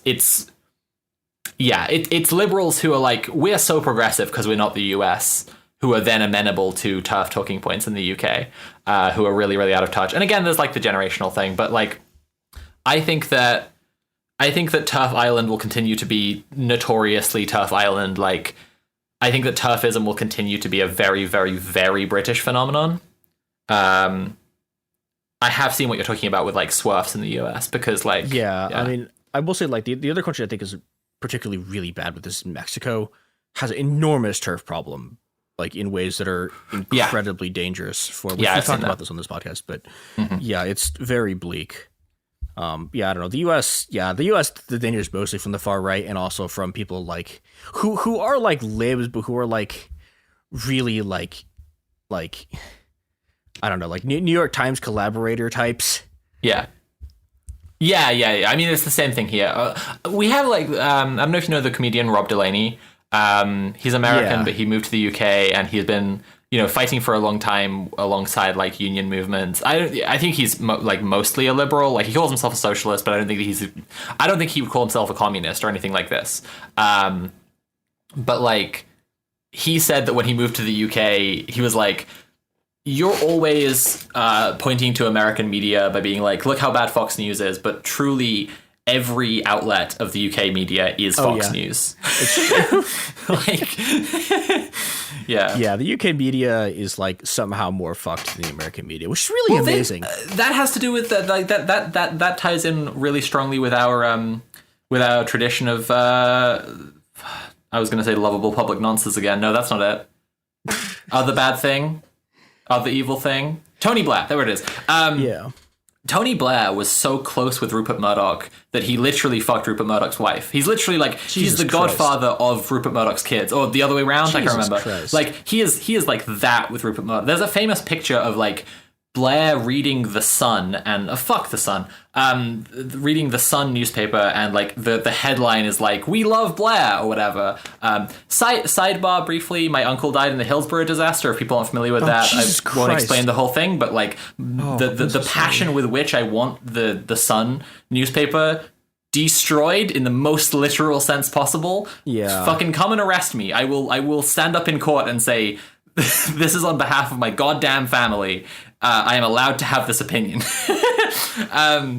But the way that like New Labour was able to tie it all together as this like the progressive newspapers and the reactionary newspapers, it's all working for the ruling class, and then like neoliberalism, you know, benefits them enormously. So like we have where before we had the kind of faintest illusion of there being like a left-wing media and a right-wing media, now it's like there's the ruling class media, and then there are like tiny independent leftist media sources, right? There's like YouTubers like me, there's like Novara Media, there's Owen Jones. We're fucking libs, by the way. There are like Trotskyites like making newspapers to fund their like, well, mostly to fund making more newspapers, to be honest. But like, you know, and they're just these tiny little crumbs, and the rest of the media is just fucking dog shit, to the point where like it's actually quite funny. Like it's gotten to the point where they're complacent because they're so not used to dealing with anything that represents the working class that they recently had Mick Lynch, the head of the RMT union, on a bunch of different like UK talk shows where they were expecting to be able to like gotcha him with the most transparent bullshit. Richard Madeley said to him like, what about the spirit of Christmas? Your strikes are affecting people's ability to go home and see their family. And he was like, what about workers getting paid better, dickhead? And it was just like game over immediately. Yeah. Like they are so not used to talking to anyone who cares about the working class that when someone like it just not even an especially radical, just like a union leader comes on to their show, he just owns them. Like he just butters their goddamn biscuits. Like it's amazing. Yeah, we had this with the rail strike where like I remember, was it Business Insider? It was one of the business press guys had someone, they were talking to like a rail worker. Yeah. And you can see on air this guy realizing that these people have 0 days off a year and going, what the fuck? Yeah. It was just sort of like even the like business class guys were like, wait, hold on. Like, what do you mean you have 0 days off a year? Like, what? It's like, yeah, there's like a human empathy that like that they are not expecting to be a problem for them because like they're all parasitic fucking ghouls, and then like they come into contact, but they've been lied to about the lives that the working class have to live. Yeah. And then a working class person comes on and just tells them like, oh no, it's like this, and they're like, oh wait, shit, we should do something about that. Yeah, it's like. Yeah, and that's sort of like, I don't know, that's sort of shield, like it's kind of the kind of insulation that gets built up just sort of. Yeah, do you have anything else you want to say? And then also plug stuff. Fuck the police. Listen to Red Planet. If I'm plugging stuff, I'm going to say I'm Sophie from Mars. I make video essays on YouTube about politics, philosophy, sometimes about media. I did a little video about Ye going on InfoWars and all his anti-Semitism and stuff pretty recently. I'm doing something about climate doomerism and how I believe that the world is not ending. It's just the collapse of the imperial core, and people are projecting the inability to get Starbucks and Deliveroo as the apocalypse. That should be out sometime soonish. But what I really want it could happen here, listener, to check out is Red Planet, because I think you'll really like it. It's a weekly leftist roundtable where we talk about how to make the world a better place. It's every Sunday, 8 p.m. to 11 p.m. UK time. Please Google to figure out what that is for you. It's on twitch.tv/redplanetlive. And we also have a podcast feed if you want to catch up on all the archived episodes. Should be available wherever podcasts are sold. It's called Red Planet, and it's a good time. And we also, I mean, we have some solid overlap with it could happen here, actually. We recently interviewed Maya Crime-U as well. Yes. So, if you want more Maya content, we had a good chat with her. And I can't imagine you don't, because she's delightful. Wonderful person. wonderful little kitty cat. Yeah, this has been It Could Happen Here. You can find us in the places. You can wage a tonal war against the British imperialist ruling class, etc., etc. You can do this from your home. Yep. Cool. I've been Sophie. I've been playing with a Browning 364 Switchblade, only in my house where it is legal to have it. And I apologize again to Daniel for all the clicking noises.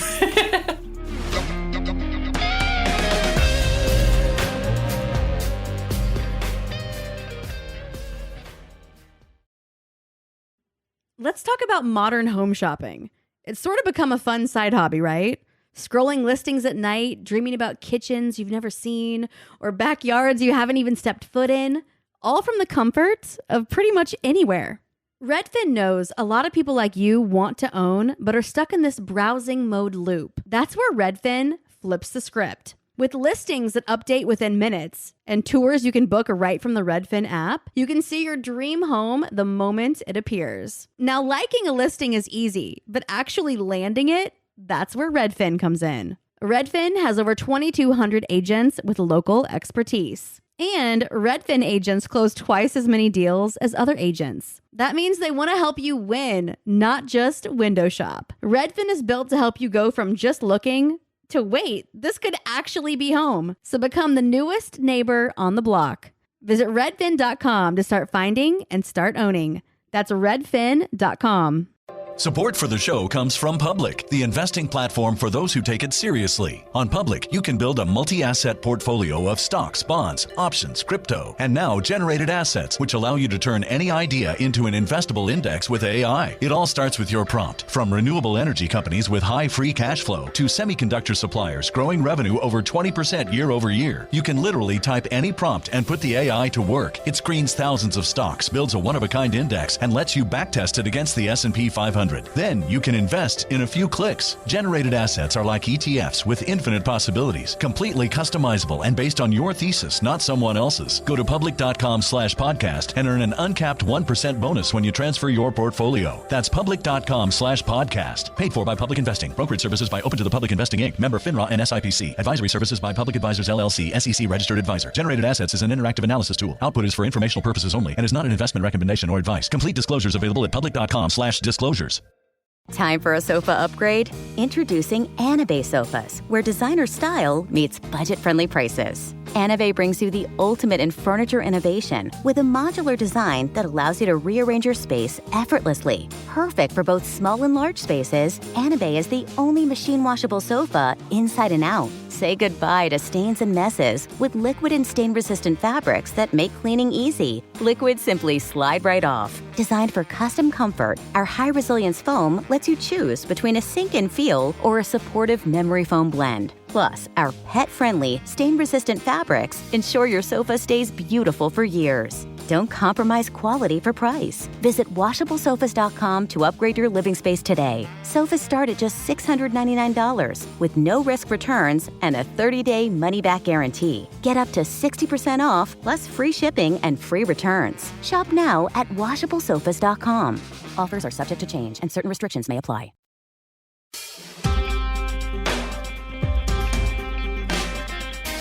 Hello, everyone, and welcome to It Could Happen Here. Once again, hosted by myself, Andrew, along with the rest of the crew. Mia and James. All right. And today, I want to take a minute to talk about Ubuntu, and not the Linux software, but the African philosophy. Ubuntu is a philosophical concept, for those who don't know, derived from some of the diverse and dispersed indigenous traditions of the roughly 360 million Bantu-speaking peoples of Africa. Bantu, coming from the Zulu word for people, is a language family spoken by approximately 400 distinct ethnic groups and split into approximately 440 and 680 distinct languages/dialects, born as a result of the Great Bantu migrations that occurred in two major waves about 3,000 and 2,000 years ago across Central, East, and South Africa. Contrary to the maxim, I think, therefore I am, Ubuntu, roughly translated from the Nguni Bantu languages like Xhosa and Zulu, means humanity, and more specifically, humanity towards others. I am because you are. There are, of course, various names for the concept from language to language and ethnic group to ethnic group, including Boto, Muntu, Umundu, Bato, Utu, etc. But Ubuntu is definitely the most prominent and internationally recognized. According to the African Journal of Social Work, Ubuntu is a collection of values and practices that people of Africa or of African origin view as making people authentic human beings. And while the nuances of these values and practices vary across different ethnic groups, they all point to one thing, an authentic individual human being is part of a larger and more significant relational, communal, societal, environmental, and spiritual world. This, of course, is not unique to Africa or to any specific culture or to any specific ethnic group. I think we'll find these sort of mirroring ideas in a variety of contexts, because I think it really is something that's fundamentally human. But I think it is good to look at how these ideas have manifested in those more specific contexts.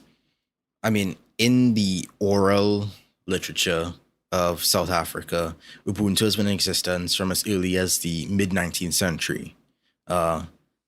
The reported translations for the term have covered the field of human nature, humanness, humanity, virtue, goodness, and kindness.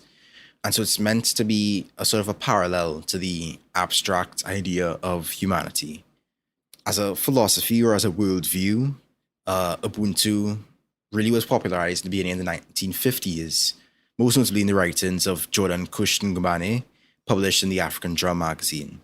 From then into the 1970s, Ubuntu began to be used as a specific form of African humanism, because, of course, in that 60s and 70s period, you had a lot of Afrocentric and Pan-African and Black Power ideas coming to prominence around the world. This, of course, also coincided with the period of decolonization, or rather, formal political independence that was taking place in the 1960s, and this desire for these newly independent countries to pursue Africanization, to sort of let go of some of the symbolic aspects of colonial rule.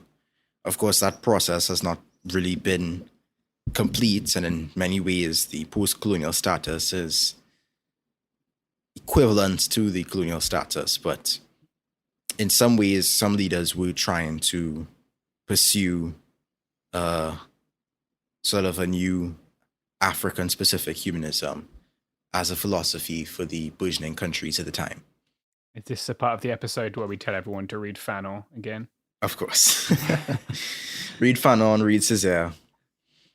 What I found interesting is that this term Ubuntu, this idea of Ubuntu, particularly found it was particularly picked up in Zimbabwe and in South Africa in a very specific context where there was a transition to majority rule. In 1980, Ubuntuism or Hunuism was presented as the political ideology of newly independent Zimbabwe. A guy named Stanlake J.W.T. Samkange published a treatise basically on Hunuism or Ubuntuism, a Zimbabwe indigenous political philosophy.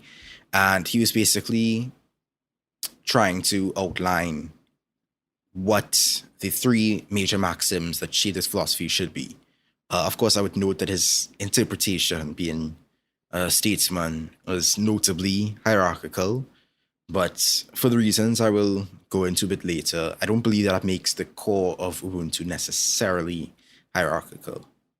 But the three maxims that he had in mind for Ubuntuism or Hunuism was that to be human is to affirm one's humanity by recognizing the humanity of others, and on that basis, establishing respectful human relations with them. The second maxim means that if and when one is faced with a decisive choice between wealth and the preservation of life of another human being, then one should opt for the preservation of life. And then the third maxim says that the king owed his status, including all the powers associated with it, to the will of the people under him. As I think that's where you get most prominently this sense of hierarchy that would pervade certain interpretations of Ubuntu. This idea of a sort of a benevolent rulership, that these benevolent statesmen and kings and prime ministers or presidents, that they would just exercise in the will of the people. And of course, this is a mythology that is interpreted and reinterpreted across various different regimes. In South Africa in the 1990s, Ubuntu as a concept was used as sort of a guiding ideal for the transition from apartheid to majority rule. And I think around this time is when the international community started to hear more about the term Ubuntu, particularly as it appears in the epilogue of the Interim Constitution of South Africa, published in 1993. There's a need for understanding, but not for vengeance. A need for reparation, but not for retaliation. A need for Ubuntu, but not for victimization. End quote. Of course, as we see in South Africa today, that didn't play out very well. The understanding has not reached that point. Reparations has not fully been achieved. And there's I would say, a distinct lack of Ubuntu. Yeah, they kind of brought in Bank of America instead, which didn't go great. Yeah, they do. It's very big. In Kenya, Rwanda, it's Ubuntu, I think. But like you'll see the phrase or that word a lot around Rwanda, and like if you go to the Kigali Genocide Memorial Museum, you'll see it a lot there. Right. And like that is a country that has with some authoritarian issues, like has put aside the differences which had previously allowed the genocide to happen, I guess. I think that's fair to say. Yes. That's what the Tutsi and the Hutu, yeah, and the Twa, who often get missed out.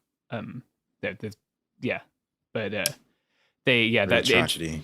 Terrible thing. If people ever go to Rwanda, I would highly recommend going to Rwanda. Like the Kigali Genocide Memorial Museum is an important thing to. It's a very, very well curated museum of, like you said, a terrible thing that happened. In South Africa, the transition to democracy and Nelson Mandela's presidency in 1994, like I said, really brought the term to more well-known outside use.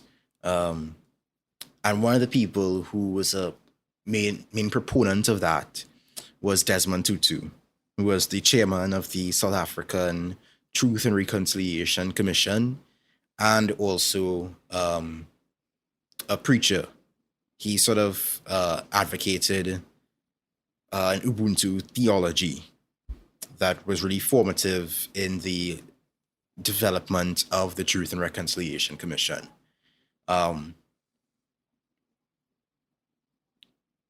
He sort of moved the idea of Ubuntu from simply an African philosophy based on African values of community and kinship to Christian values and identity with the Creator God. It was a sort of a strategy in an attempt to recover from the pains and brokenness of apartheid, anchoring Ubuntu into the Christian ideals of forgiveness and reconciliation as gifts from God for peaceful communal coexistence. And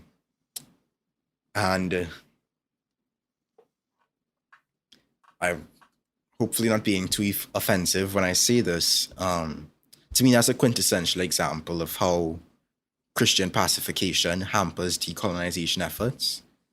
Because I've seen often that Christian notion of forgiveness and reconciliation turns the blame onto the victims for not forgiving and expects little to nothing from the offender, except maybe an apology. Often it's not even any restitution or reparations. And so for all the talk of Ubuntu, theological Ubuntu and otherwise, the situation in South Africa is still very much whack. And I think that idea that, this is in the past, it's over, get over it kind of thing is problematic, and it's something that needs to be resolved if any sort of decolonization is going to take place. Right, so putting aside the theological applications, the somewhat problematic theological applications, the Ubuntu worldview is echoed in some senses worldwide. Social ecology, buen vivir, mutual aid, all these concepts point to our interconnectedness as people, and really point to the interconnectedness that we have as people, that our systems are most certainly not built to support. We see that in capitalism. Capitalism doesn't embrace the interconnectedness of all people. It places us in opposition with one another. It atomizes us. It individualizes us. It alienates us from people, from ourselves and from others. So we must compete and stuff for the sake of survival. alienation, of course, in a capitalist context, referring to our separation of our abilities from ourselves, making us into mere tools for the use and benefit of our bosses. And, the workplace is definitely not something that we have that is based on mutual aid or Ubuntu, Rather than working together, working harmoniously, having access to means of production, and sharing in it equally, placed in a situation of feud, of competition, of struggling constantly, and being squeezed and wrung out for whatever our bosses can get from us. Yeah, it's when you said earlier that one of the key tenets was recognizing humanity in other people affirms your own humanity. I might be paraphrasing that, but that's exactly what capitalism doesn't do. It just sees people as a tool to create more capital or to create more income. It doesn't recognize humanity. It sees you as a means, not an ends, right?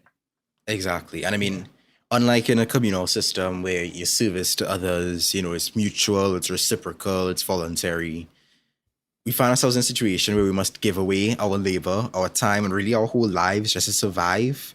But that giving is not done out of the goodness of our hearts or as part of a system, a sort of a network of support, a safety net, or anything. It's just clawing towards survival, disconnected from the well-being of the whole. Yeah, very much so. Everything around us has been, manufactured, it's been transported, it's been assembled and sold by other people, right? People just like us, workers just like us.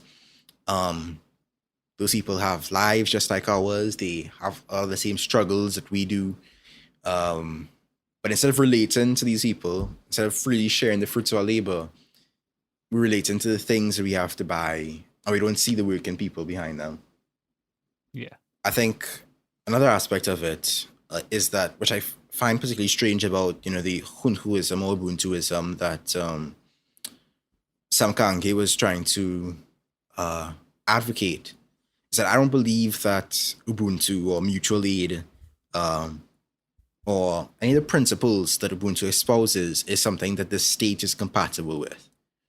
I don't think the state is compatible with the acknowledgement of one's responsibility to their fellow humans and the world around them. The state is built on exclusion, on domination, on deprivation, and the hierarchical division of the state, generating this sort of inequality in decision-making power and influence over our own affairs. It's about depriving certain people and elevating others, whereas Ubuntu is supposed to be about the importance of the humanity of both the individual and the community, and about how all people are connected in a way that is meant to support and add to and contribute and glean and service one another, if that makes sense. You don't like the idea of this sort of community where everyone is giving and sharing and taking and everybody has something to contribute to this human whole. I feel like there's something that's lost when that whole is disrupted by certain people being elevated to a status of having more power over others. I mean, part of that humanity has to entail freedom to self-organize, freedom to associate, freedom to disassociate, decision-making power, autonomy. Otherwise, what kind of humanity is that really? How can people access their full humanity in themselves if they're being deprived by others? And how can those others who are depriving certain people have access to their full humanity when they're depriving others? If you get what I'm saying. Yeah, I think that's perfectly right. Yeah, and I mean, pretty much same thing with the system. I mean, with the capitalism, with the state. I mean, with heteropatriarchy, which also elevates some people above others and denies those marginalized others full access to their humanity. All of us are restricted in some ways from understanding ourselves, in ourselves and through others, by the ideology and system of patriarchy. And of course, this goes without saying, but what could be more incompatible with Ubuntu than colonialism? It doesn't simply deny the humanity of those that exploit, but it also strips the humanity of the exploiters. I mean, as Aimé Césaire, who I referenced earlier, wrote in Discourse on Colonialism, colonization works to decivilize the colonizer, to brutalize him in the true sense of the word, to degrade him and to awaken him to buried instincts, to covetousness, violence, race hatred, and moral relativism. And we must show that each time a head is cut off or an eye put out in Vietnam and in France, they accept the fact. Each time a little girl is assaulted and in France, they accept the fact. Each time a Madagascan is tortured and in France, they accept the fact. Civilization acquires another dead weight. A universal regression takes place. A gangrene sets in. A center of infection begins to spread. And that at the end of all these treaties that have been violated, all these lies that have been propagated, all these punitive expeditions that have been tolerated, all these prisoners who have been tied up and interrogated, all these patriots who have been tortured, at the end of all the racial pride that has been encouraged, all the boastfulness that has been displayed, a poison has been instilled into the veins of Europe, and slowly but surely, the continent proceeds towards savagery. Powerful words as usual from Césaire. That was great. Yeah. That was very good. Yeah. So, I mean, I think there's a lot of potential in the interpretation of Ubuntu, right? Which is both a flaw and a strength. And when I get into the criticism a bit more, you'll see why. But regardless, of course, there's value to be gleaned from indigenous understandings. There's power in finding our roots to secure our future. And whether in a partnership, an affinity group, an organization, a community, or beyond, this basic principle of recognizing the authentic individual human being as part of a larger and more significant relational, communal, societal, environmental, and spiritual world is vital. The process of social revolution, of confronting the powerful through protests and occupations and reclamations and expropriations, in refusing to cooperate with the powers that be through strikes and boycotts and mutinies and other forms of interaction, and in building new institutions like cooperatives and popular assemblies and libraries of things. All of those things, all those aspects of social revolution allow us to assert ourselves, to recognize the mutual and egalitarian connection of all people. You know, a person with Ubuntu is open and available to others, is affirming to others, and feel threatened that others are able and good. And so by recognizing, like with Ubuntu, you know, recognizing that you're part of a greater whole, that whole is diminished when others are humiliated or diminished, when others are tortured or oppressed. And so someone with Ubuntu, someone who recognizes the interconnectedness of all humanity, is someone who has to be engaged in some form of social revolution, who has to be engaged in trying to free people, help people free themselves so that they can engage in their own humanity and so add to your own humanity in turn. And when it comes to the commons, common ownership, you know, the reversal of the enclosure movement, socialization, whatever you want to call it, that is also something that ultimately is about the bonds between people, about the distribution of the means of production and of the fruits of all of our labor, so that all can enjoy, so that all can have a vested interest in our collective prosperity. When it comes to, you know, community work, you know, Ubuntu is about this idea that we can work together, you know, in growing our food and distributing when we need.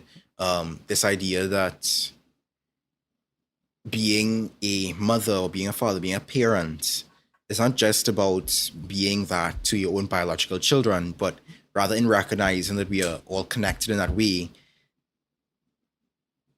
It's like an understanding that there should not be this idea of orphans, right?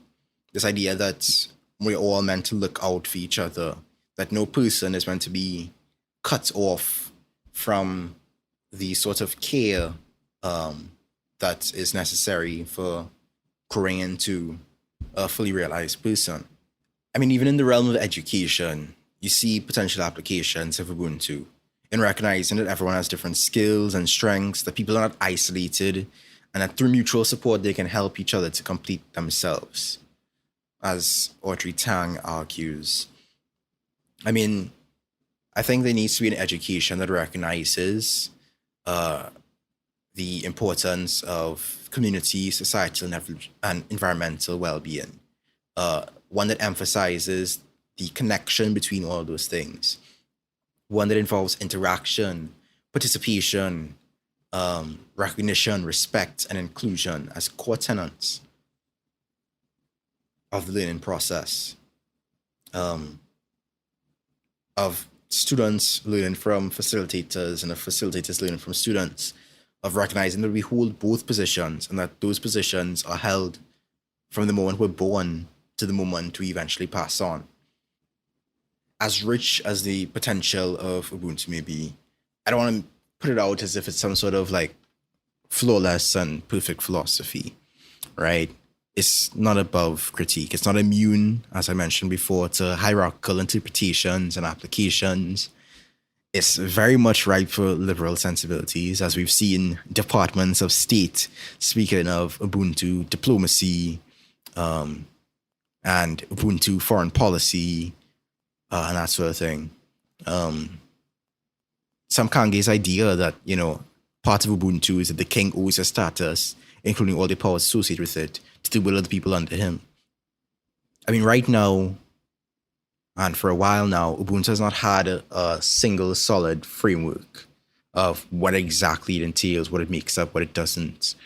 There's still a lot of fuzziness and inconsistency within different people's interpretations of the definition of Ubuntu. As one scholar, Nyasha Mboti, has noted, there's a certain interpretation of Ubuntu that sees Africans as, naturally interdependent and harmony-seeking, that humanity is given to a person by and through other persons. But there's a sort of a trap in that, because humanity is also pretty messy. The relationships between people can also be very messy. It's not all sunshine and rainbows, A broken relationship is as authentically human as a harmonious relationship, A broken relationship can also be more ethical than a harmonious relationship. Mboti points to, for example, the freedom that follows from a break from oppression, that follows from a break from a relationship of domination to one of freedom. And of course, this idea that harmonious relationships are incapable of being oppressive is false. A harmonious relationship can be quite oppressive in the dynamics between people that are hidden under that veil of hunky-dory, So I mean, there's a lot to Ubuntu. There's a lot of good to be gleaned, a lot of potential pitfalls to be avoided. So, take what's of value, leave what's not, engage critically, water your plants, and have a good night.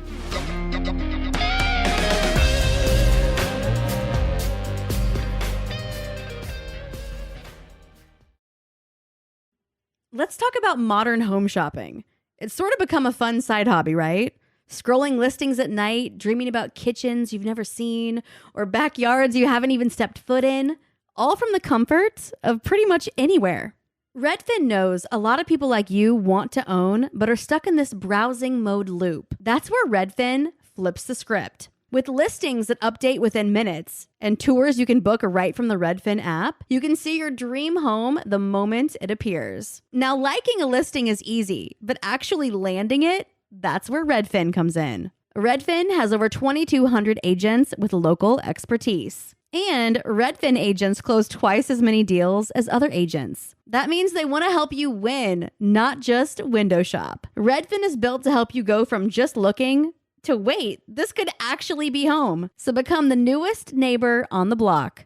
Visit redfin.com to start finding and start owning. That's redfin.com.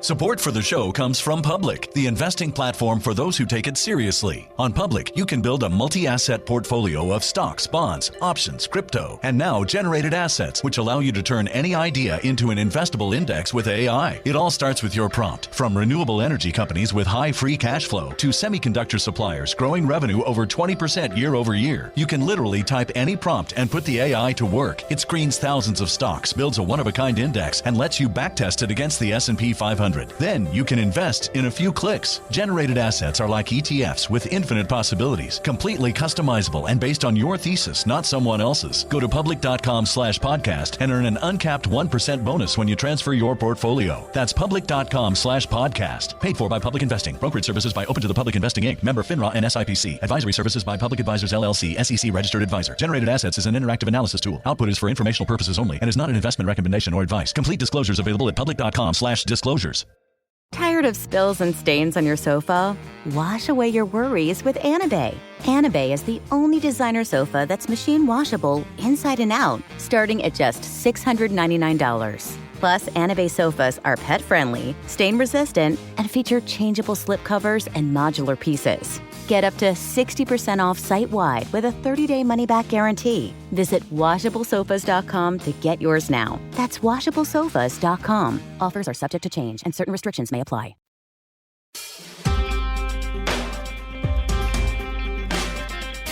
Hi everyone, and welcome to It Could Happen Here, a podcast which, by popular demand today, is about livestock, as we will be going forward. It's me, it's Garrison, and we're talking about species of sheep. Not really, we're not talking about species of sheep, much to my disappointment. Not yet, but that will be coming. We're going to be getting into clins, Texels, mules, that kind of thing, big sheep stuff. But no, today we're actually joined by John, and John has been subjected to my weird introduction, but we're not talking about sheep today.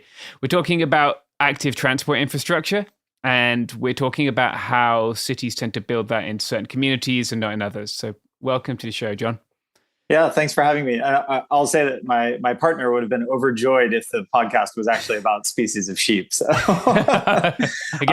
she's tired of hearing me talk about bikes, I'm sure. So, but here we are.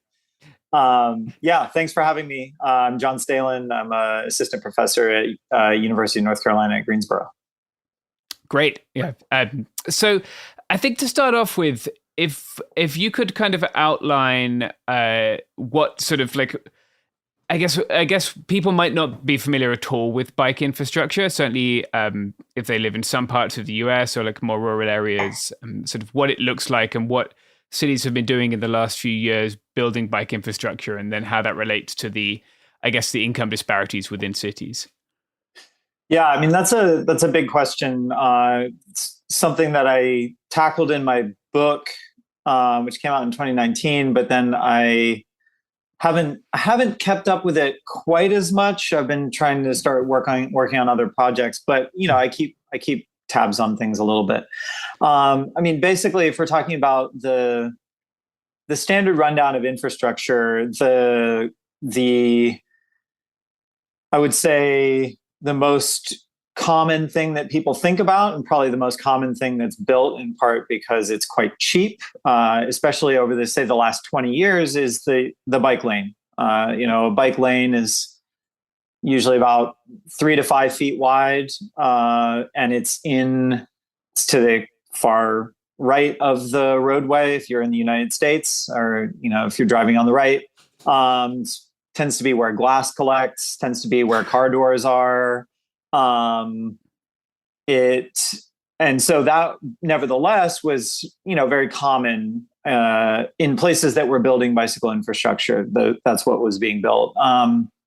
In, I would say, the last 10 to 15 years, there's been a push to do more what people might call Dutch style protected bike lanes. Either they're protected by a buffer of kind of plastic posts that don't prevent an emergency vehicle from kind of getting where it needs to go, but also don't prevent drivers from just driving into the bike lane, really. Yeah. So you'll see those, and then, parking protected bike lanes. So the protected bike lanes sort of became the big demand from bicycle infrastructure planning practitioners, especially in cities like Portland, San Francisco, Oakland, Chicago, New York City, et cetera, something that was actually protected by a curb.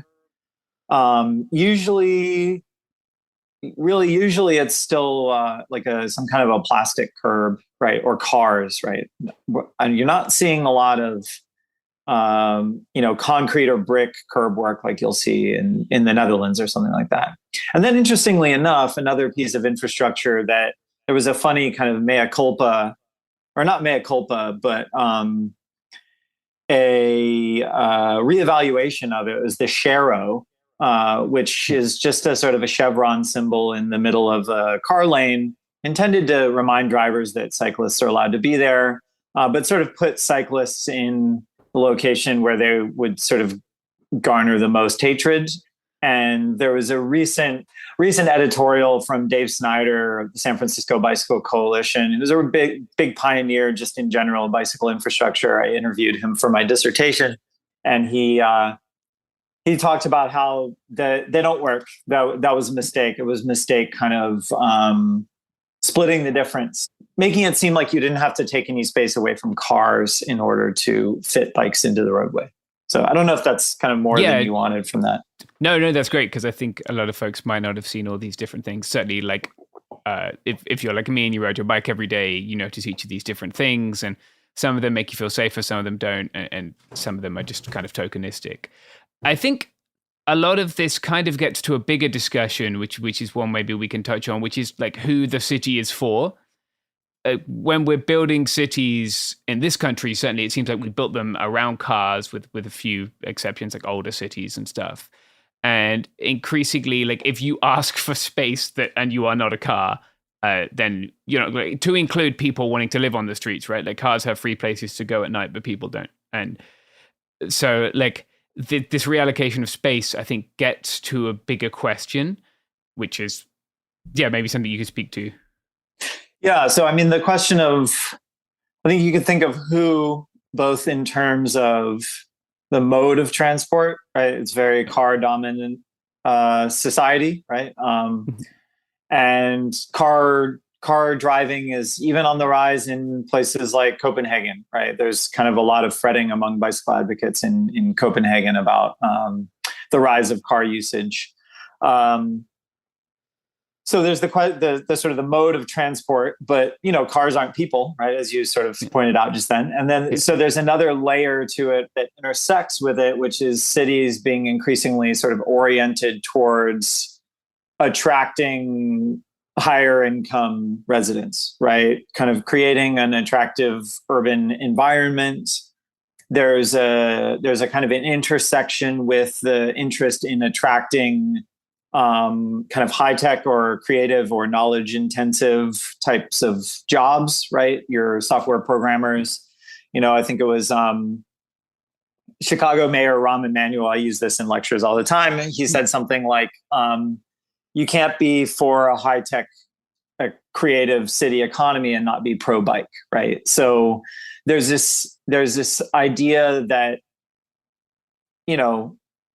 may be a little bit spurious, or it might be kind of loose causality, but there's this idea that the kinds of workers that you want in your city that are either going to take high paying jobs and increase the property tax base, or themselves create new startups, entrepreneurial energy, arts, culture, and things like that, right? That they're attracted by bicycle infrastructure or bicycling or bicycle culture in some respects. So there's that kind of the irony, of course, is that those workers, guilty. I have a car, right? Typically bring cars with them, right? And so yes, maybe they don't want to use them on a daily basis. Like I don't use my car on a daily basis. I don't use my car to get to work, right? But they, are often kind of having it both ways, right? In a lot of ways, in terms of, buildings will be built with garages, right? And that's only recently starting to be eroded, right, as just a one-to-one parking ratio at a transit connected building. Yeah. So when we're talking about it, the combination of these two things, right, like affluent areas or cities trying to attract affluent people and cities trying to build bike infrastructure, something I've observed where I live, which is San Diego, is that we've built a lot of bike lanes, but only connecting privileged communities to places where people do high income work. And it seems like increasingly, like, riding your bike safely is a privilege that's only afforded to a certain group of people. Is that something that's broader than just in my town? I'd say so. I mean, I think you see this in where I did a lot of my research, the San Francisco Bay Area. I also did research in Philadelphia and Detroit and Austin as well. That's not in the book, but yeah, it's common. And there's a degree of cumulative causality, as we would say in economic geography, right? You have it going back to, say, the 1990s, you had bicycle advocates, primarily recreational, primarily middle class, largely white recreational cyclists, and you start to see participants in bicycle advocacy organizations also being kind of bicycle commuters. The kinds of jobs that were growing in urban centers in the 1990s and 2000s, or the first decade of this millennium, right, are the kinds of if not high tech, the sort of professional, technical type of employment, right, growing in urban centers, and there's relatively affordable housing in gentrifying neighborhoods that makes it feasible and desirable, actually, that you could find a fairly affordable house and be able to bike to work, right, 2 to 3 miles, right, rather than the commute in from the suburbs or the commute out from the urban center to jobs at the suburbs, right? So I think that you get a lot of the initial energy around the bicycle movement. If you look at critical mass, if you look at the San Francisco Bicycle Coalition in its early days, again, these are the things I'm familiar with.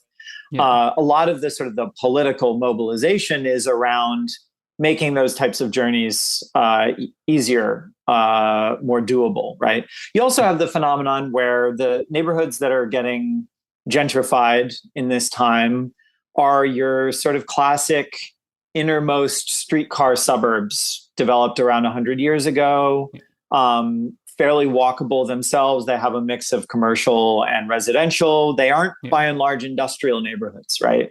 The industrial neighborhoods where you still have a lot of truck traffic, where industry begat more industry, or deindustrialization really hollowed out the economic base, where you have large roadways, you have disinvestment and kind of a mix of small retail, et cetera, lower income population. Those were not areas where they were attracting the kinds of people who would be listened to when they're demanding bicycle infrastructure, right? There are still lots of cyclists in those neighborhoods, in a place like East Oakland, or North Philadelphia or something like that, right? Where there are a lot of people who ride bicycles, but they're not organized politically under the sort of the block of cyclists. And so there's this sort of paradox, or in the way that I came around to this project was I was working in a bike shop in Philadelphia, and I was sort of one of those white hipsters on fixies, right? At the same time, I spent a lot of my day speaking Spanish, talking with and helping people fix their bikes, mostly Latin American immigrants who were working as dishwashers or delivering food, buying bikes at Walmart because it's what they could afford, even though they knew that they were crap. They just couldn't afford anything better, trying to get the most out of those bikes. And so there's this funny dichotomy. On the one hand, it's like you have the cool bike arty creative scene that is sort of trying to be encouraged maybe. And on the other hand, a lot of the people who are actually making do on bicycles are not sort of part of that vision, I guess, for the city, right? When I think about things in spatial terms as well, right? If you imagine going back to the journeys to work from a sort of close-in residential neighborhood that is experiencing a lot of turnover, a lot of middle class, mostly white, but not necessarily exclusively white in migrants. The types of journeys that a lot of, I'll take Durham, for example, where I live now, which is there's not a lot of good bicycle infrastructure. There's not a lot of good bicycle infrastructure, but there's some job growth in the downtown area. There's certainly a lot of job growth in the sort of the suburbs. But in terms of the kinds of jobs that, like working class jobs that are being created at Amazon fulfillment centers, those are at the urban periphery, right? They're not places that, even in a kind of a gentrifying neighborhood, even if bicycle infrastructure were created, the sort of the directionality of the feasible commute kind of runs against the feasible bicycle commute sort of runs against the very kind of spread out and scattered commutes in the sort of retail, wholesale, warehousing, manufacturing, et cetera, the sectors that are experiencing job sprawl rather than a sort of a concentrated job growth in the sort of the urban center, right? So that's another aspect to it as well. Bike advocacy is very interesting to me, right? Like I was a bike messenger, I was a bike racer.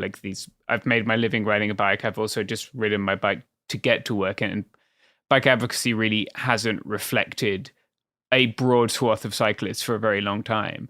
Do you think that's why we don't see like better infrastructure in some of these like deindustrializing areas, for instance? And does that lead directly to it being more dangerous? Like you would be the person to ask, are there statistics to show that like it's more dangerous to ride your bike? So I'll say a couple things. The directionality or the causality is a little bit complicated. I would say certainly there was some evidence that bicycle advocates weren't in the early days. And there was a big sort of cultural shift in bicycle advocacy in the 1990s. Prior to the 1990s, you have a lot of cyclists who are actually opposed to bicycle infrastructure. We still they are still a loud boomerish voice in San Diego. Yeah, exactly. The vehicular cyclists, right? Yeah. Can you explain that? Sure. So vehicular cyclists, it was a philosophy expounded by John Forrester. I might have his book right here. Yeah. In the book, and it's not here, in the book Effective Cycling, where the idea was that cyclists should be riding like cars, right? Which means riding fast, center of the lane, behaving exactly like a car. And they were very opposed to any infrastructure that would sort of be created, especially for bicyclists, on the basis, which there was maybe some slight truth to this, that cyclists would be banned from roads that didn't have dedicated bicycle infrastructure. Okay. There's a little bit of concern there was I think I remember reading about a little bit of actual talk among legislators and planners that bicyclists would be kept off of main roads. And I think to their credit, they saw the creation of bicycle infrastructure at that time as basically designed to get cyclists out of the way of motorists, right? And so it was mainly to advance the interests of motorists, right? But they were very hostile to a sort of a Dutch style model, which these were guys who like to ride fast, and you can't ride fast in the Netherlands. Not everyone's physically able nor really wants to go 40 miles an hour on a road next to cars. Exactly, right? Yeah. So it was very much around a strong, fit, confident cyclist who knew all the laws of the road, rode really fast, was very assertive. It obviously lent itself towards a sort of a boomer type, right? A sort of adventurous type. And it was very much that bicycle advocates should advance the interests of cyclists, not try to grow the number of people cycling, right? And so the shift towards that, maybe the critical mass moment is not the only thing, but that's sort of a good moment to kind of tag it to the 1992 first critical mass era. But, Earth Day, Vehicle for a Small Planet, all of this sort of growing interest in bicycling. The shift towards more people should be doing this. Yeah. Can you explain critical mass to people who haven't participated? Because I think it's quite a unique and interesting phenomenon. Sure. Yeah, absolutely. So critical mass began in San Francisco I think the first critical mass was 1992. And it began sort of as a group of people working, broadly working office jobs who were sort of kind of culturally anarchistic or, had these sort of anarchist or situationist kind of ideas, and who were kind of organizing amongst themselves to ride home as a group, right? And they started getting this idea of sort of having these monthly ride together happenings, right? They didn't call them protests, and they weren't organized rides. They were sort of rolling festivals was the idea. I think the first name that they came up with, which mercifully didn't stick, was the commute clot, right? So it was also about kind of jamming up the regularity of the Friday evening commute. So it would be the first Friday of every month at commute time, right? Some of these I think still happen in Portland. Oh yeah. Yeah. It's the critical mass still happens. There's one of the chapters in my book, I sort of trace this arc of critical mass through to the more kind of bike party oriented, exactly the slow roll type of model, which I think is interesting because it's it's consciously less confrontational. It's not held at a time that would clog up evening traffic. It's designed to attract kind of families, people who aren't trying to have confrontations with drivers or police, right? One of the things that sort of really put bicycle infrastructure on the agenda in San Francisco was this mass arrest of critical mass in 1997. Supposedly because the mayor of San Francisco, Willie Brown at the time, got stuck in one in his limo and was furious, and so asked the police to crack down next time. It was a huge, it backfired massively politically, but it also created this opening for the San Francisco Bicycle Coalition, which actually was an organization. Critical Mass was not an organization, right? It gave them this opportunity to say, well, what cyclists want is, to actually build out the bike plan that supposedly exists, but nobody's been doing anything about, right? So, I mean, that's probably maybe more than you wanted to know, but the sort of that arc of critical mass as this sort of countercultural moment that created this opening for a more formal bicycle planning and advocacy organization or set of organizations to emerge, right? and maybe it's unfair. I think I'd probably do it in the book. It's a little bit unfair probably to call it a kind of depoliticization, but there was certainly a degree of kind of like explicit politics of sort of reclaiming the city more broadly from a kind of left perspective that does disappear somewhat in the sort of the rhetoric of the bike movement. Yeah, it's definitely lost some of that like radical edge where these types of when like 100 or 200 people on bikes take over streets in Portland every once in a while, it is way more in the form of like a big party. It's like it's like a roving block party. It does not have that same level of like almost like situationist creating a happening or creating a situation that affects the regular politics and affects the regular way that the city functions. Yeah. I mean, that being said, the sort of the successors like Bike Party in San Jose was a huge one. And that Bike Party model kind of spread throughout California were often much bigger than Critical Mass, right? Sure. A lot of times more diverse as well, right? So there's a really interesting kind of politics around is the politics in the sort of explicit slogans, or is the politics in sort of like showing people that there is a kind of collectivity that they might be part of simply by virtue of like moving through urban space in a different way. And for a lot of people, it was their first time riding a bike in the city because they were so afraid of cars otherwise, right? You have this safety in numbers. Yeah, it definitely, I know for a lot of people that was the case. Like I've done some Critical Masses. In the UK, we had Reclaim the Streets as well, which is like a similar vibe. I remember in the early, I guess the first decade of this century, like there would be Critical Mass rides before anti-G8 protests. Like I remember in Auchterarder in Scotland and things, or not in Auchterarder, but before that, and like before other G8 protests, there'd be mass rides. And it's a very different scene to like bike advocacy now, right? Yeah. And you saw this a little bit with like the Occupy movement, at least my experience of the sort of early wave of the Black Lives Matter movement in 2014 with the killing of Trayvon Martin.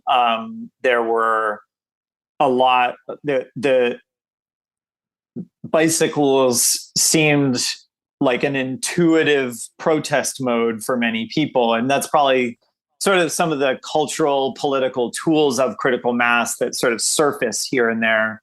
But I think for the 20th anniversary, Chris Carlson, who was one of the early organizers, talked about Critical Mass all over the world, and that San Francisco felt kind of like the hole in the middle of the donut, right? Like it sort of created this reverberation, but then it had actually withered to a degree in the center. And often the narrative is, well, you're getting like you're winning, right? So Critical Mass is no longer necessary because you're getting bike lanes, you're getting you're getting investment, you're getting attention from planners, et cetera, right? Obviously, the gains, whatever they are pretty kind of geographically circumscribed. No, and that kind of relates back to how we kind of started by talking about how some cities are putting more development into bike infrastructure, but how it's being developed is not actually serving people who have to use a bike to commute because they don't own a car and they can't afford a car. Like it's getting used to people who actually already have a lot of resources. And like an interesting case in point in this is the Beltline in Atlanta, which like started off in the as an idea in 1999 with wanting to create like a giant loop using like public transit, having rail going around the city, having bike paths going all around the city, being able to like connect the city with these like spaces for like green space and affordable housing. And instead, the project kind of manifested as this is this project that was head up by real estate companies to replace a whole bunch of low income neighborhoods with massive amounts of like expensive restaurants and luxury condos, and putting the Beltline and as a path to create these like expensive gentrifying areas around the city. And it's how like these ideas can start off so good, and then when they get actually done, it's manifested in a way that is actually like not helpful to people who need this type of thing at all. Yeah. I mean, the Beltline, I don't know enough about it. I've read a little bit of sort of the academic literature, and I've been there. And it is really kind of interesting how it is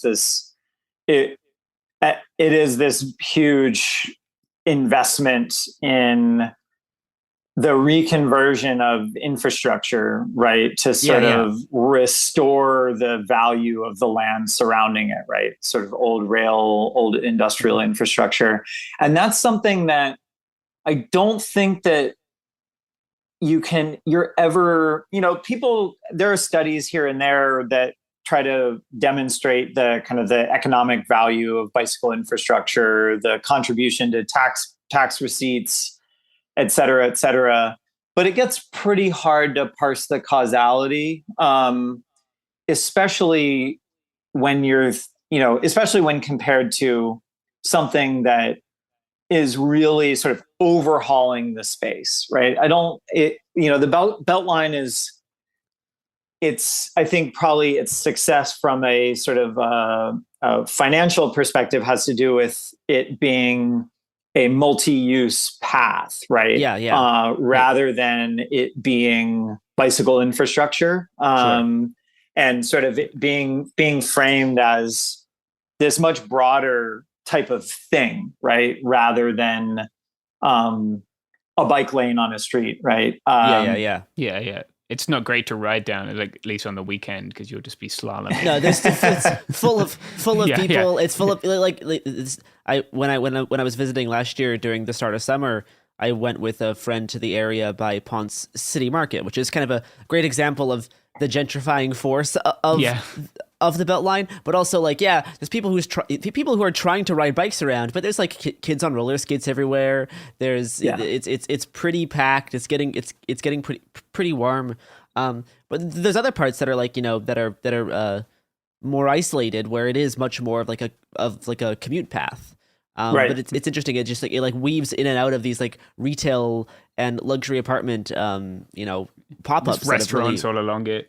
Exactly, and all that stuff is relatively new for all the stuff that is specifically surrounding the construction of the Beltline. Yeah, and I mean I think that you maybe see this just a little bit with the direction that I've taken thinking about it is more the sort of the types of urban strategies that have begun to incorporate bicycle infrastructure, right? Or just active transportation more generally as the kind of big driving forces, rather than is this bike lane here causing gentrification? It's often the other way around, right? Bicycle infrastructure sort of emerges as a result of gentrification, right? Or as a result of the in-migration of people who are going to be listened to, right? Because of their status, because of their income, because they have kind of existing capacities in organizing for these types of things, right? I think what's interesting is one of the positions I've sort of come around to, right, is thinking more about not should we do bicycle infrastructure because it might kind of create the perception of gentrification or cause gentrification or something like that. And instead, one of the things that gentrification results from when you're thinking about amenities that sort of lead to the revalorization of urban space is that they are in some way special, right? And so if the question is the specialness of this particular place, Garrison, as you said, what makes the kinds of places where you can safely ride a bike are fairly unique, right? They're not well distributed, right? And so from my perspective, it's sort of the more routine they become as including them into urban space, the less special the places where they are built become, right? And and so routine that it wouldn't be worth mentioning, right? It's like mentioning that there's a sewer line, right? Like it's like mentioning that it has connection to city water, which, okay, yeah, at the urban edge where I live, I don't live at the urban edge, but at the urban edge in the southeast, there isn't always connection to city water. Yeah, like trying to get it normalized to the point where it's like obvious that it's something that is like a part of the city. It's like, yeah, like right. Of course, Like, it's just as normal as like a sidewalk or a road or like a power line. Which, to be fair, I don't have any sidewalks on my street, and most of the streets around me have a sidewalk on one side only. Portland also has very few sidewalks. Yeah. We do have those. Yeah, I lived in Belgium for a while when I was racing. I lived in a town that was very much just like lots of Belgium is shitty grey coal mining towns. I love Belgium, but this is a thing. And they would never have been, the bike infrastructure was unremarkable. It was just a thing that everyone used to go to the shops or go to school. It wasn't, less like selling point for a brunch restaurant. Yeah. And I think it's this kind of thing where it's bigger than just the infrastructure, right? A lot of the places where bicycle infrastructure has been really successful, right, are these sort of relatively dense areas, actually not the densest areas, right, where everything is in walking distance, but the areas kind of just beyond there, right, where there are, shops, places of employment, services, et cetera, all sort of within reasonable biking distance or maybe long walking distance, right? But too short to really merit a trip on a bus or a train, right? And short enough that maybe some of us would feel a little bit silly getting in the car to go do it, right? So that kind of zone is also not terribly common in the United States, right? A lot of those places got destroyed to build highways, right? Or got destroyed to build kind of suburban style shopping malls. And so that's part of their specialness. But going back to the idea of, people in the places where people were really relying on bicycles, right, that there isn't necessarily infrastructure. It's partially a data issue, going back to your data question, right? The way that we collect data on bicycling is people bicycling to work, right? If people aren't in the workforce or they happen to not have a job, that is not counted in the census, right? Even if you bicycle to the train like I do, like if I get to fill out the census, I'm going to fill out train, right? Because that's the bulk of my journey when I commute. And so it skews your perception of where infrastructure might be needed if you're using data toward places where people are commuting by bicycle, right? Rather than, commuting is only a quarter to a third of all trips, right? Rather than all the other trips that we don't know about, right? And sometimes we measure them with passive measurement, like pressure sensors in the street, sometimes active measurement, like people doing bicycle counts on particular days, right? There's a whole history of that. Now we're using Strava, but then we're getting a very rich data set about a small subset of cyclists and hoping that extends to most, if not all, cyclists. And then to your question, sorry, and I'll pause, right? To your question about the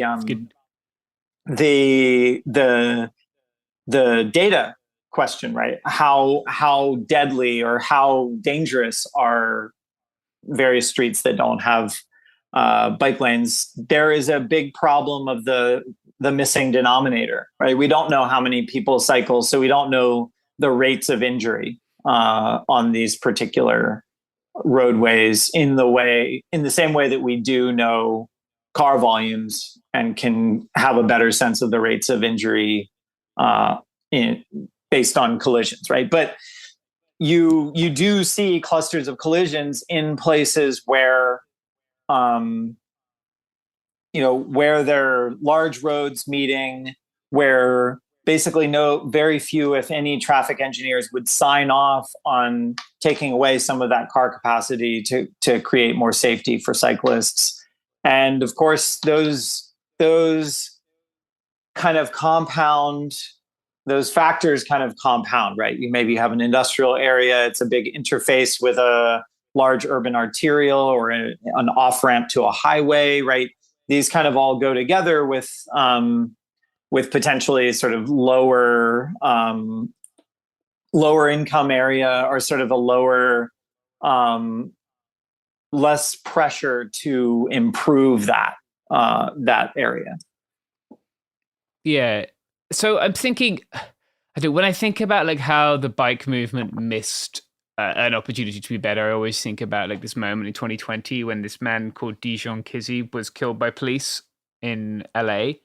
And the incident which led to the cops shooting him began because the cops tried to pull him over for running a stop sign on a bike, right? Which is a thing that tens of thousands of white dudes in spandex do every single day in this country. Right? And not a word was spoken by the bike movement, at least that I saw, by bike folks, in sort of solidarity or opposition to what had happened, right? It was just another thing that went mourned by thousands of people and ignored by others.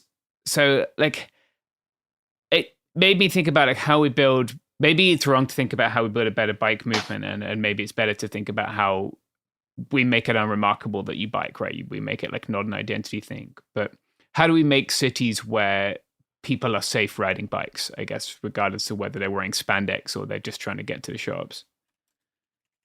Yeah, I mean, that's a really kind of an important question. And in my research, a lot of people were grappling with that. There was an incident that mercifully didn't result in someone being killed or seriously injured, but a guy was pulled off of his bike by police, beaten up in San Francisco, and there was a big march afterwards. And some bicycle advocates did show up, but it was not framed as this is something that is affecting us as cyclists, right?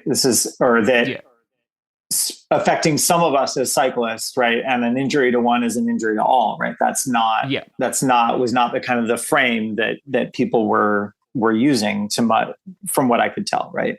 And you had black bicycle advocates in East Oakland who didn't really frame themselves as bicycle advocates necessarily in the traditional or the mold that is sort of determined by the sort of the hegemonically kind of white middle class advocacy organizations, right? Yeah. But they were very much bicycle advocates who, a lot of what they did was sort of like teaching people to ride correctly so that they would have fewer interactions with police, right? Or kind of managing interactions with police and, hopefully becoming well enough known as cyclists that they weren't kind of subject to the kinds of interactions that, where police end up killing somebody, right? Now that I live in a place where very few people bicycle to work or for much of anything, right? I'm thinking a bit more holistically about, it's now kind of a buzzword, but, a kind of a more car optional city, right? Where you don't need to have a car to do various things. I'm involved with bicycle advocates here, but like when I look around, I see like a bus stop that is a stick in a median, right? There's no bench, there's no sidewalks to get to it, there's no crosswalks or anything like that. And I mean, I think that one of the bigger questions is to make a place that's safe for cyclists, safe for people walking, safe for people walking their bikes, or safe for people walking to transit, right? Is reducing the kind of the space and the way that space and speed go together, right? That are devoted to cars. And a lot of that is like reducing the distances that people need to travel, right? For various things, right? And this gets into the sort of the 15-minute city stuff, which is like, it's been really wild to see it being turned into this like QAnon type Agenda 21 UN black helicopters type of conspiracy theory, right? Because I think of it as a very kind of milquetoast type of policy framework that's honored in the breach, right? Sort of like complete streets. There's a carve out for, unless a traffic engineer says it's not really feasible, and then we won't really question that judgment. We just won't do it, right? So, I do think it's bigger than modes of transport are really bigger than people's individual decisions, or even what the sort of, once you are in your mode of transport, what the sort of behavioral matrix is, right? It's sort of like, what does your life consist of, right?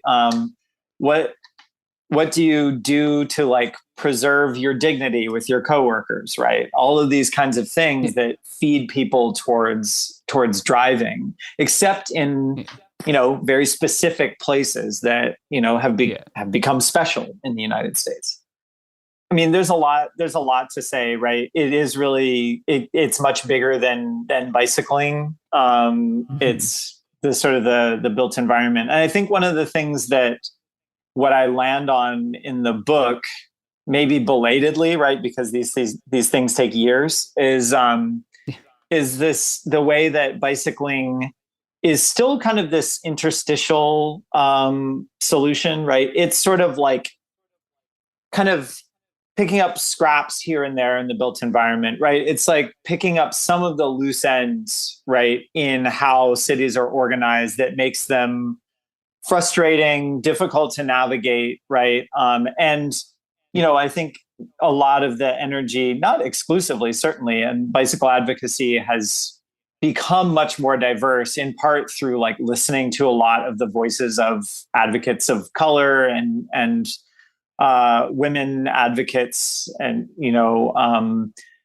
kind of thinking beyond that sort of stereotypical, not just the middle-aged man in Lycra, but like the sort of middle-aged guy on a Surly, right? That maybe successor to the middle-aged man in Lycra, right? I'm certainly calling myself out. But it's still very kind of an interstitial thing, right?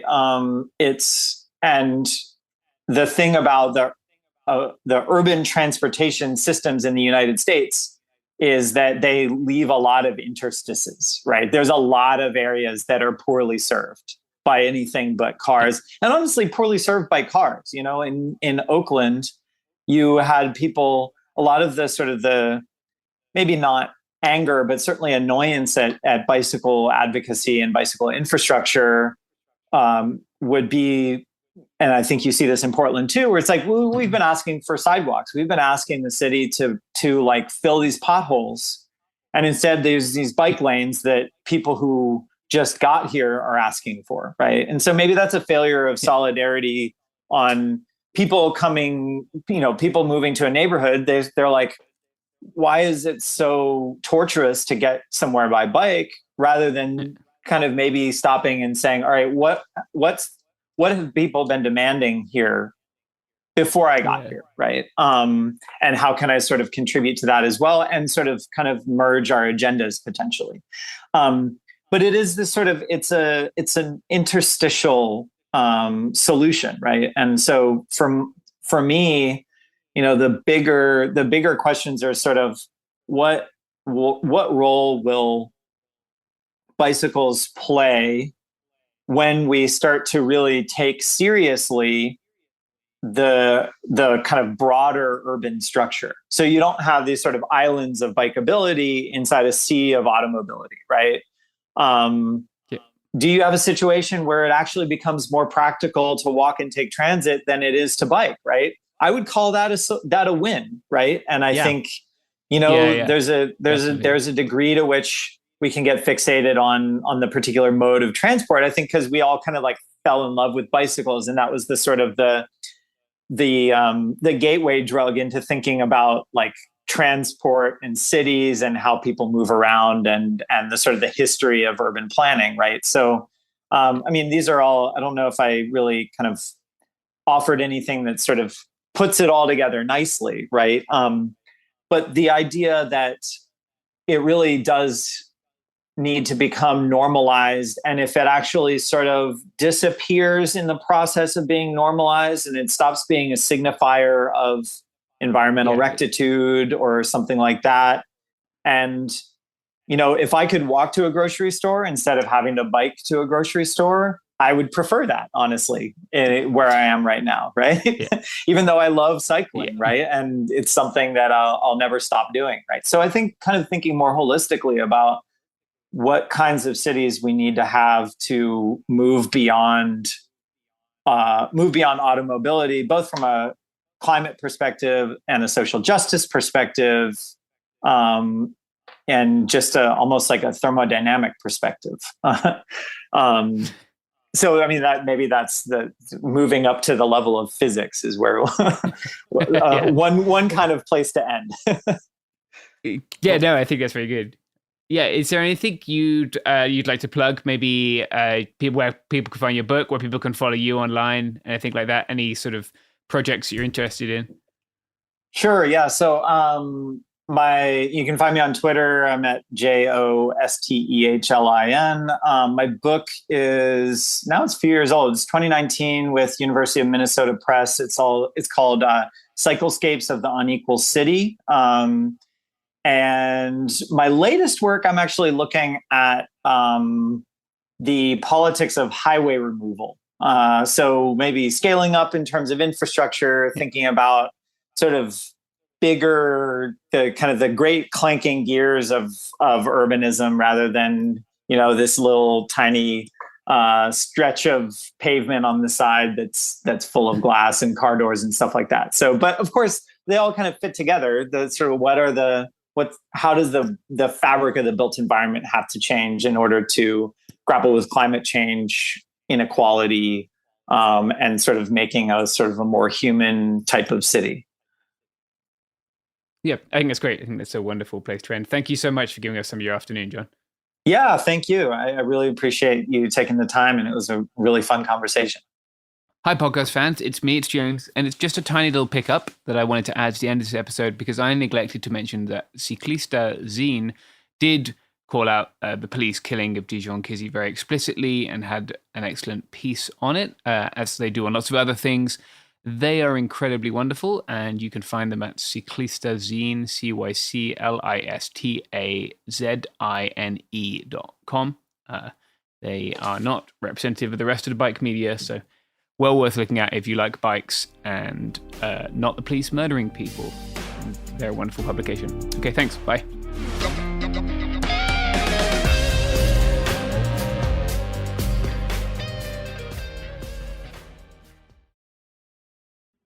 Let's talk about modern home shopping. It's sort of become a fun side hobby, right? Scrolling listings at night, dreaming about kitchens you've never seen, or backyards you haven't even stepped foot in, all from the comfort of pretty much anywhere. Redfin knows a lot of people like you want to own, but are stuck in this browsing mode loop. That's where Redfin flips the script. With listings that update within minutes and tours you can book right from the Redfin app, you can see your dream home the moment it appears. Now, liking a listing is easy, but actually landing it, that's where Redfin comes in. Redfin has over 2,200 agents with local expertise. And Redfin agents close twice as many deals as other agents. That means they want to help you win, not just window shop. Redfin is built to help you go from just looking to wait, this could actually be home. So become the newest neighbor on the block. Visit redfin.com to start finding and start owning. That's redfin.com. Support for the show comes from Public, the investing platform for those who take it seriously. On Public, you can build a multi-asset portfolio of stocks, bonds, options, crypto, and now generated assets, which allow you to turn any idea into an investable index with AI. It all starts with your prompt. From renewable energy companies with high free cash flow to semiconductor suppliers growing revenue over 20% year over year, you can literally type any prompt and put the AI to work. It screens thousands of stocks, builds a one-of-a-kind index, and lets you backtest it against the S&P 500. 100. Then you can invest in a few clicks. Generated assets are like ETFs with infinite possibilities, completely customizable and based on your thesis, not someone else's. Go to public.com/podcast and earn an uncapped 1% bonus when you transfer your portfolio. That's public.com/podcast. Paid for by Public Investing. Brokerage services by Open to the Public Investing Inc. Member FINRA and SIPC. Advisory services by Public Advisors LLC, SEC registered advisor. Generated assets is an interactive analysis tool. Output is for informational purposes only and is not an investment recommendation or advice. Complete disclosures available at public.com/disclosures. Kids, pets, life, your sofa sees it all. But with a washable sofa, stains don't stand a chance. All of our sofa collections come with fully machine washable covers and cushions, making cleanup effortless. Liquid and stain-resistant fabrics provide extra protection against everyday messes. Plus, with modular designs, you can rearrange your sofa however you like. Perfect for growing families and changing spaces. Starting at just $699, it's time to upgrade to a stress-free, mess-proof sofa. Visit washablesofas.com today and save. Offers are subject to change and certain restrictions may apply.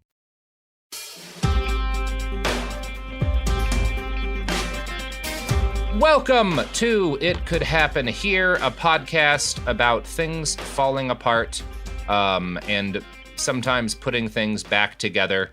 And, today we're doing an episode that's kind of more on the intellectual and emotional end of a very specific set of things falling apart. And rather than clumsily try to introduce it myself, I'm going to bring on the person who I think summed the thoughts that have kind of been going through my head. I know they've been going through the heads of a lot of the folks that we have here at Cool Zone for quite some time now. Thought Slime, you are a YouTuber and a good YouTuber who does a number of videos. Some of your recent ones are thoughts on AI art, a timeline of Elon's Twitter mistakes. You did a really fun video on the QAnon Queen of Canada, who is a pretty problematic character. Welcome to the show. Thanks for having me. Happy to be here.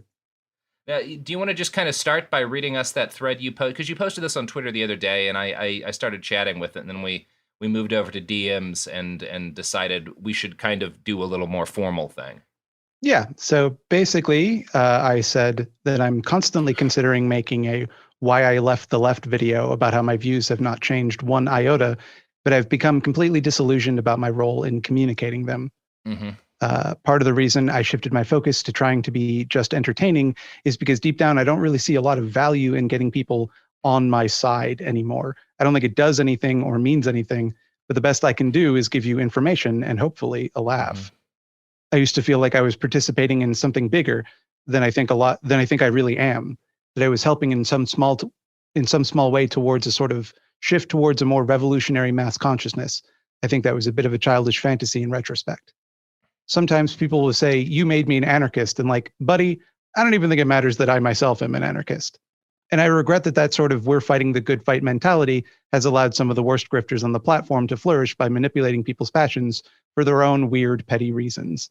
I think what I do has a lot of value, but I'm just saying that I think I perceive that value to be is a lot different than what I thought it was a few years ago, is basically what I had to say.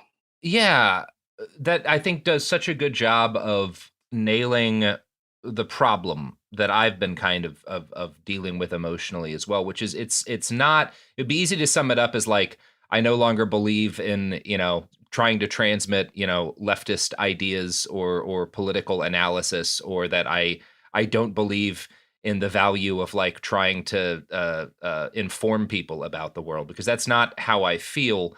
But there has been this shift, and I think probably the high point for the version of me that was optimistic about the ability to use mass media to build power and the ability to take effective action on the left, I think that kind of crescendoed. I'm gonna say June of 2020.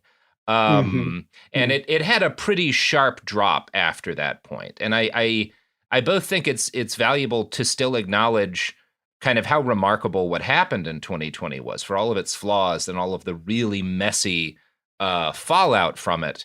We saw an uprising of unprecedented scale. And part of why the crackdown in response has been so gnarly is that it scared the hell out of a lot of really unpleasant people. And the media had a significant role to play in that, both in the fact that there were a lot of people who were kind of already organizing and radicalized when the shit started to hit the fan, and that as things happened, the what was happening in the streets, what the police were doing, the different kind of marches and different campaigns that were being started got spread to people. And I do think that, folks, like you and me were a part of that. Although it never is far from my mind that the most influential piece of media that was recorded and disseminated during 2020 was the video of George Floyd being murdered, which was filmed by, someone who just happened to be nearby and had the courage to film it. Not a professional journalist, not an influencer, not somebody who was a professional political thinker, and everything else combined didn't have the influence of that video. Yeah, I think that kind of gets to the heart of it, right? Is that like we express support for ideas, and thus people tend to treat us as though we are the progenitors of those ideas, or the guardians of those ideas, or the leaders of a kind of decentralized proxy party of some kind. Yeah, it's both, because I think thankfully there's that. I mean, there's always going to be everyone who makes popular media forms a little cult, and so there's always going to be a number of people who take any given person in the media more seriously than they deserve, and that includes the both of us. And that's not attempting to be like humble or anything. That is simply a fact of how mass media works. I do think I think there's been a mix of a healthy pushback against looking at people who are creating popular media as more than what they are and more than what that media is capable of being. I think there has been a pushback against that in the last couple of years that's been healthy. And I think there's been a pushback that's been unhealthy. I think people have forgotten some of the lessons of, like, one. I think a good example would be there was a very justified backlash against, and when I say streamers here, I'm referring to people who are actually in the street streaming during riots and protests and whatnot, right? And the justified part of that backlash was due to the fact that past a certain point, particularly, those streams were primarily being used by law enforcement, both to get charges on people and to just to know where folks were as an intelligence gathering method. And I think that the backlash, which was understandable, and there was a lot of ugly behavior, including people who kind of got in after the early portions of that in order to make shitloads of money by, streaming people getting the shit beat out of them by the cops. And that was, I think, very justified, a pretty aggressive social response to that.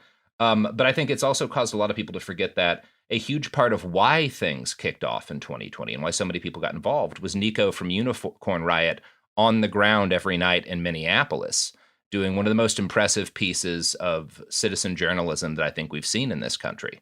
And so I do think that some of what's frustrating here is that it's difficult for us as a community to take some of the proper lessons from these things that are happening, from the push and pull of the conflict that we all find ourselves in part because the nature of the way people express their understanding of these lessons via social media is very geared towards flattening them and making it a very simple matter of this is bad or this is good, and not, well, in this period of time this worked and then it didn't, There's no real sense of proportionality in these discussions. Mm-hmm.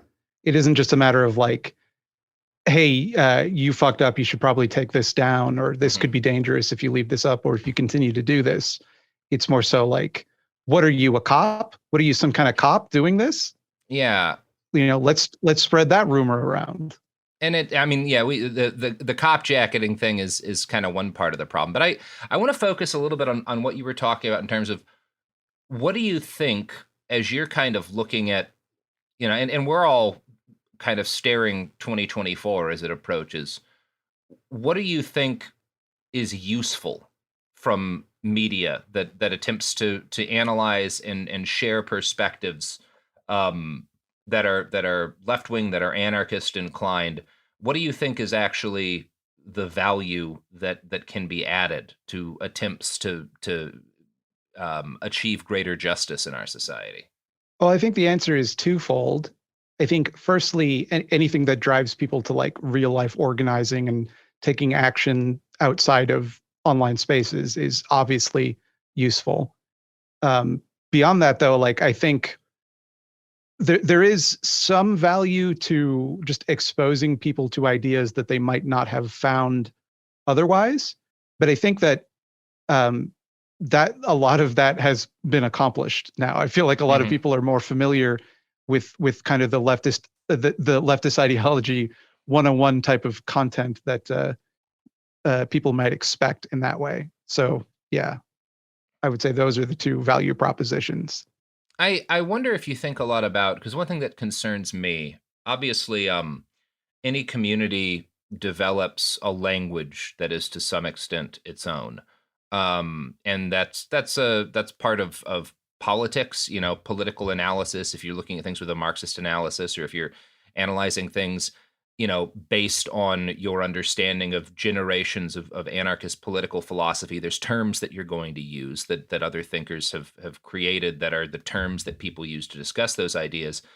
But it is sometimes kind of a thin line between that and the thing that cults do, where they come up with a bunch of specific terms that no one else uses in order to separate a community from the rest, from everyone else. And obviously, I don't think there's any intentionality there. I don't think people who are talking about the dialectic or whatever are attempting to separate their listeners from the mass of humanity. But I do think that happens sometimes. And I when I listen sometimes to conversations on the left about justice in particular, about social justice, I wonder, like, well, how is somebody who isn't like reading all this shit going to interpret this? Is it just going to like sound like nonsense to them?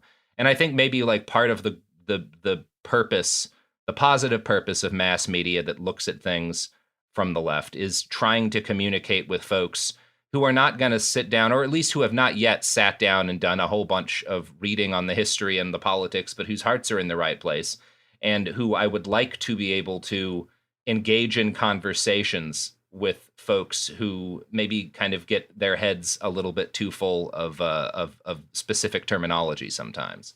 I think it's a specific balancing act, because on the other hand, like, you also have to give your audience a little credit that they're capable of. Absolutely.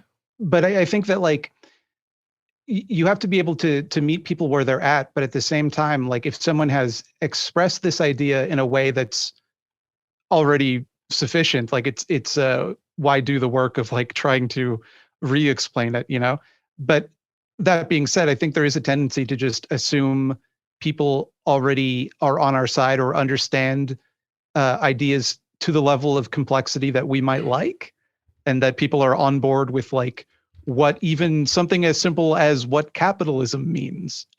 All the time you see people online who will say that like a musician will post their Bandcamp page and people will be like, oh, I thought you were anti-capitalist, Yeah. It's like, but like, you also can't get caught up in the kind of weaponized ignorance that people, like, you can't make someone understand something if they have a particular reason not to want to. So I absolutely agree that like there's the danger of that group in speak, but it's a difficult problem to solve. I think the kind of approach I take to it most of the time is that I tend to write my scripts as though I am just like a child. Like I try to write as though I'm speaking to a 5-year-old. Yeah.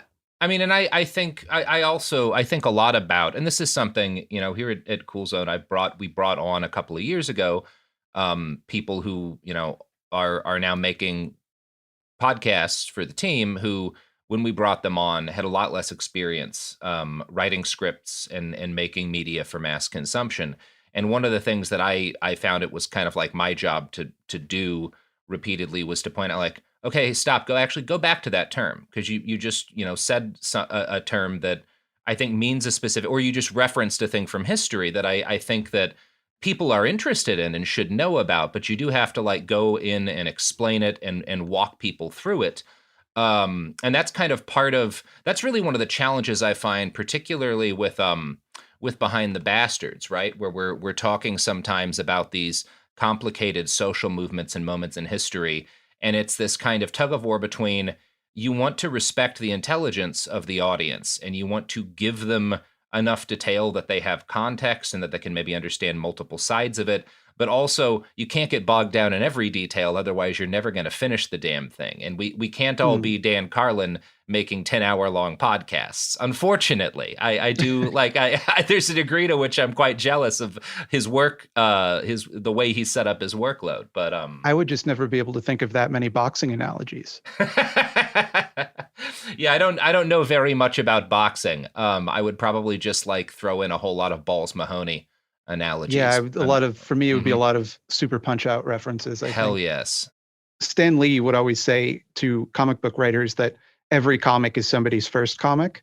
And so you kind of have to consider that like every piece of messaging you do this might be like the first time someone is stepping out of a completely different ideological bubble than you might expect. And so, the messaging kind of has to stand on its own.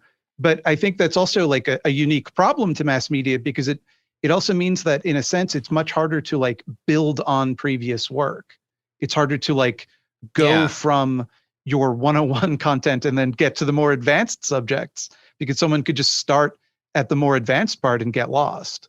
I think that's a really apt way of describing what I also find is one of the central problems, because a ton of the episodes of Bastards, especially the stuff when we focus on fascists, builds on itself, right? Yes. Your understanding of fascism in Romania will be influenced, and is to some degree, you can't understand fascism in Romania without understanding fascism in Weimar, fascism in Italy, fascism in the United States during the same period, and vice versa. And so my hope is that the people who catch all of the episodes are building a really complex and durable understanding of the problem through it. But it's also this struggle of like, well, a lot of people are just going to be like, oh shit, I know Hitler, but I'm not interested in hearing about Romania, and I'm not going to click on those episodes. And there's nothing against people. Like when I listen to podcasts, I find myself doing the same thing, where it's like, there's a million episodes of this show. I'm not going to listen. I don't have the time to listen to all of them. Sure. Yeah. And that touches on another problem, which is that, the subjects that people like us tend to cover are biased towards what we think people will find interesting. Yeah. And beyond that, like what we ourselves find interesting to research. Yeah. And what you can, and this is a thing that I try to point out on my subreddit sometimes when people are like, I can't believe you haven't done this guy or that guy. And it's like, well, that research is going to fuck me up. And like, so I'm not going to do it yet. I'm going to do this thing that's funny. I'm going to read about the Liver King this week. I need a break. So the Liver King is who we're talking about.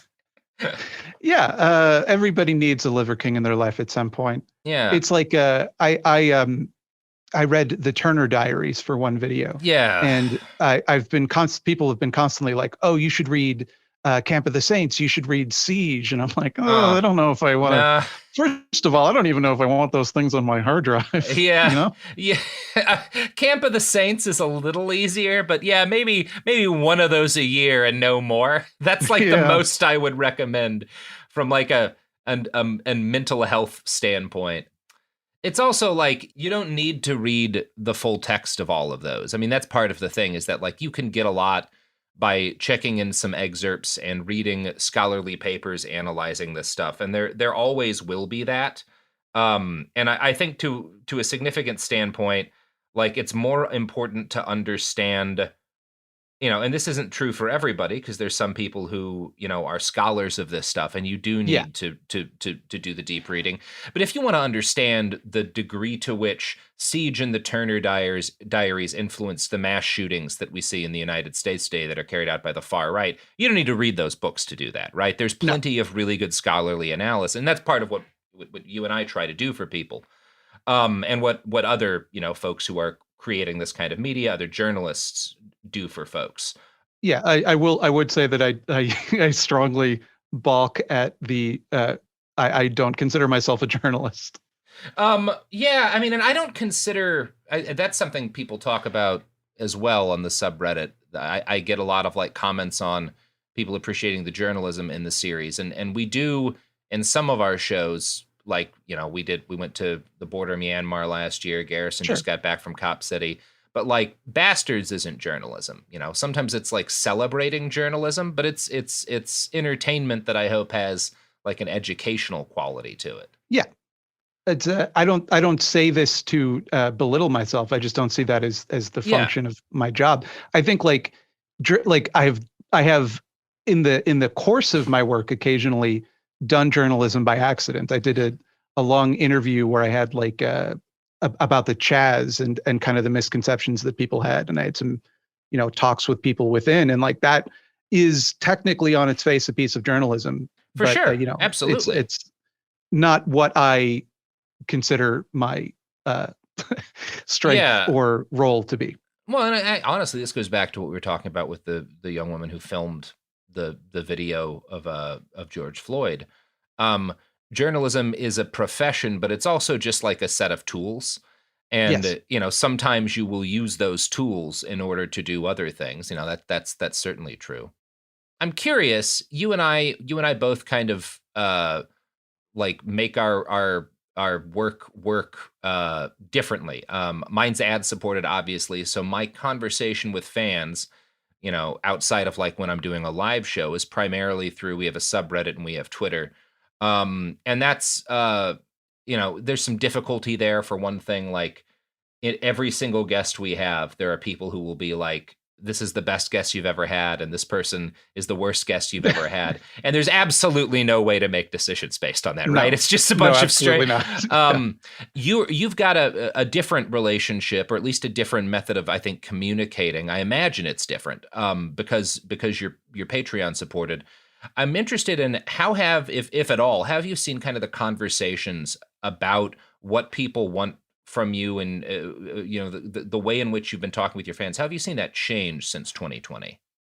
Well, I think one of the major ways is, since I've kind of taken a step back from this explicitly political content, it's a lot of people have kind of encouraged me to go more in that direction. And I have seen like a big drop in my support as a result. I think that it's a tricky balance to strike. Again, many of these things are like such a balancing act, because I always am careful to remind people that, like, hey, you can support me on Patreon if you like what I'm doing and want there to be more of it, but please don't operate under the assumption that doing so is activism or contributes to activism, because it is not. You are not like making the revolution more imminent. Exactly. You are getting a little drawing that I'm going to put at the end of my video. Like that's the value proposition here. And I think that it's of the reason I don't accept ad reads on Thought Slime, I do on Scaredy Cats, is because I don't want the perception that my views are going to be limited or held back by the desire to seek out advertisers, which, whether or not I would have the integrity to withstand, like it would create the illusion. But that creates the problem of, well, now I kind of have to do what I think that my audience will want. And that's its own kettle of fish. Like, am I pushing people to donate more than they might be comfortable with? And so that's, I don't really know like the ethics of it, to be perfectly frank. There have been times when people have made big donations and I've had to message them and say like, hey, I think you should probably take this money back. You probably weren't thinking straight when you sent me this money. I think you should probably have it back.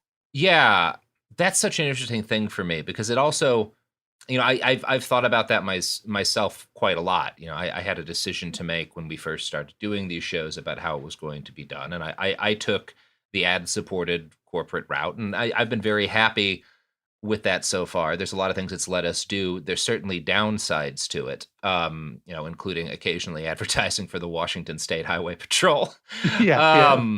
But it's one of those things. I made a comment, and this is one of the frustrating things about making media for a large audience is there's always going to be people who will like read into what you've said something you never meant. I made a comment once about like, because we get people asking, well, why don't you do a Patreon or whatever? Why do you do it this way? And I just made a comment like, expressing what you had just expressed. Like, well, I feel weird sometimes asking for money, and if I can just like get money from a big company and, hire my friends and do my work, I feel okay doing that. It's how most of my career has worked.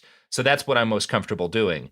And there were people who took from that, like, well, Robert doesn't think it's ethical to have a Patreon. It's like, half of my friends make their livings on Patreon. I do not have an ethical problem with supporting yourself that way.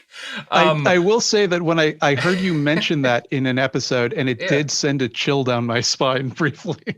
No, I mean, I think like Cody Johnston, who I've worked with for 15 years now, has a massive Patreon. Tom and Dave, who I'd lived with, some of my best friends. I think it's perfectly. It's certainly no less ethical, and you can make a case, people do, that it's more ethical than being ad supported. It's just like, I mean, some of it just comes down to like, what kind of stuff are you making, and what kind of like person are you, and what's going to work best with you as like a creative method and a way of interacting with fans. And they have downsides and they have positives, It's also like a matter of what you're able to do to a certain extent, because like, I don't know how to get advertisers. Like, sure. Any advertisers that I've ever gotten on my horror channel have just reached out to me, and like, I don't know if I'm getting as much money out of them as I should be. I have no idea. I just kind of wing it, But like, if you have that background in radio or broadcasting or what have you, like, it can, that it's a much more viable option for some people than it is for others. Yeah. I mean, a lot of why it works for me the way that it does is because I've had a 15-year career not in broadcast, but in comedy writing and whatnot. And so I mean, that's how I got I got my podcast hosted on iHeart in the first place. And that's like a thing. And this is actually one of the things that concerns me most about the shit that's happening with AI right now, because, there's this, the folks that kind of I came into making media for, all of us started as fairly apolitical comedy. I mean, that's Cody Johnston, right? Some More News. Right. Cody was making videos about like chat roulette and penises when we all started working together. Very funny videos, but like, we were making silly things. And everyone has kind of moved into making like some, pretty serious fact-based media. Cody does a very popular, very political kind of current event show. And we were able to get good at making the kind of media that we made and build the connections that we built and build the audiences that we built, because we had years of time where you could make a decent living writing stuff for the internet. And I see the kind of shit that I'm afraid AI is going to do to these jobs where people would get their start as writers and whatnot. Maybe it wasn't the best, it's not, you're not doing the best writing you're ever going to do, the jobs that get replaced by AI, but it's a foot in the door. And I feel like I keep seeing the room for people to put their foot in the door get smaller and smaller every year. And that worries me a lot. I definitely know what you mean.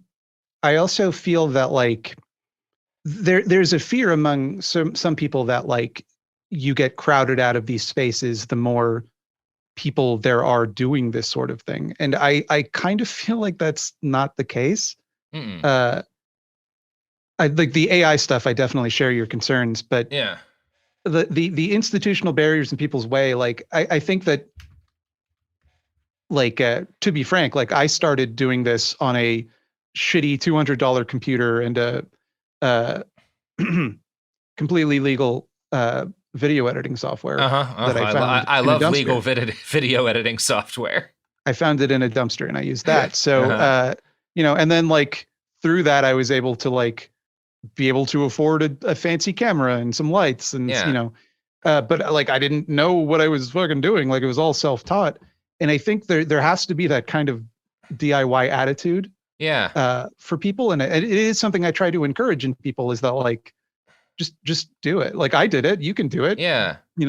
I think that's a great point because I am coming at this from the old man doomerist perspective of somebody who like the world has changed from the way it was when I was young and people don't get their career started that way anymore. And your point is very valid that while changes in the industry have closed specific doors, they've also created some. And I think probably in the long run, it is better for people to get their foot in the door doing what you did than rewriting a bunch of press releases about tech gadgets for a shady website that takes advantage of the Google algorithm, which is how I started my career. I think that's actually a really valid point.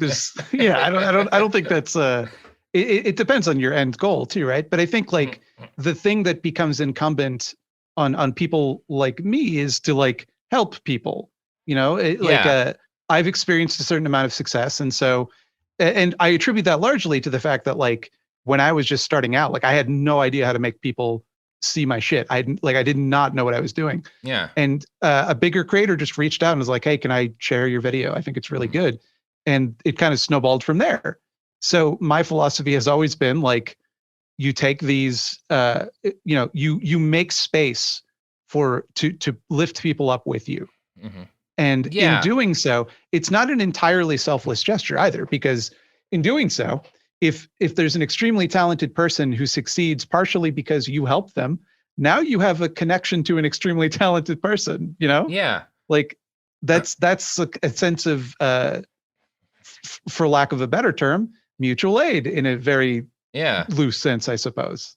That reminds me of something a good friend of mine and a colleague at Cracked who now helps run the Small Beans podcast network, said to me years and years ago when he was directing a video, which is, I want to spend the rest of my career getting hired and fired by my friends, which is I think a nice way of looking at it. And there's a degree to which it's a very old Hollywood way of looking at it, but it also works very well in this. It can work very well in this new kind of ecosystem that is still being put together. And I do think that it's because I see a lot, and I'm not someone who does a lot of time. Like I like to watch like the stuff that you put together, the stuff H Bomber Guy puts together, where it's actual like videos on topics, and I'm learning something. Right. The stuff that Dan Olson puts together, you know. Yeah. I'm not so much into, and I'm not attacking anybody. I'm not like trying to shit on the field, but personally, I don't watch like the just kind of like stream stuff a lot. And it does seem like there's a lot of conflicts between people in that. And I'm wondering, you know, my hope is that there's more people building connections to create resiliency between the people who are trying to make good shit and trying to make stuff that people enjoy and that has an impact on people and that even changes people in positive ways. And it sounds like from what you're talking about, and you know, honestly, from what I experienced too, I do think that's more the case than like the drama that goes viral on Twitter from time to time. Yeah, I think, you know, I would hope. I hope so too. Mm-hmm. I think that it's very easy to piss people off. Yes. And it's much harder to get people's attention by being kind. But, you know, I how many nice comments do I get in a day? Can't count. But like the one shitty comment will always stick out. It's the same way. Like if I have 1,000 pleasant interactions with someone else, nobody notices. But if I, you know, if I pick a fight with somebody, you know, people are going to remember forever.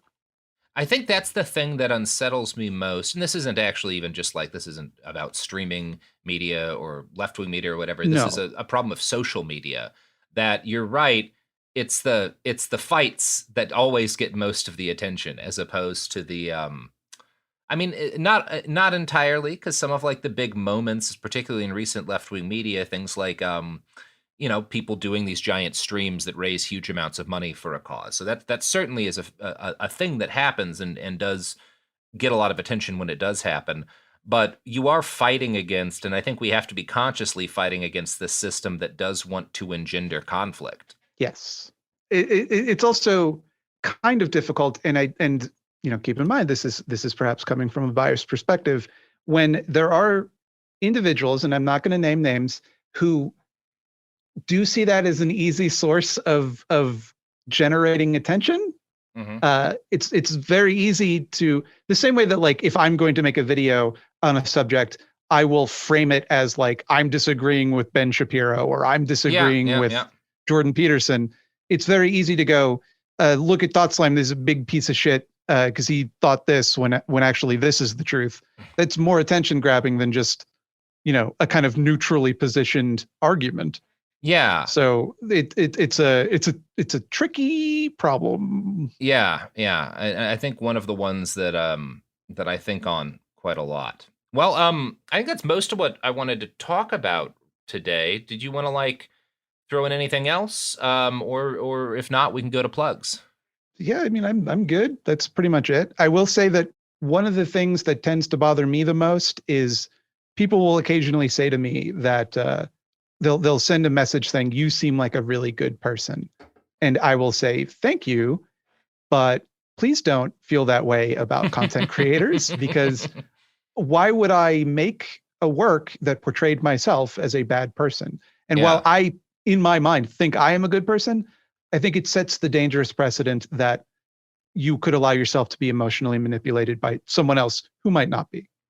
Well, the name of the game when you are creating media, particularly when you're creating media that's meant to make people feel things, part of that is manipulation, right? Yes. Manipulate is not an inherently negative term.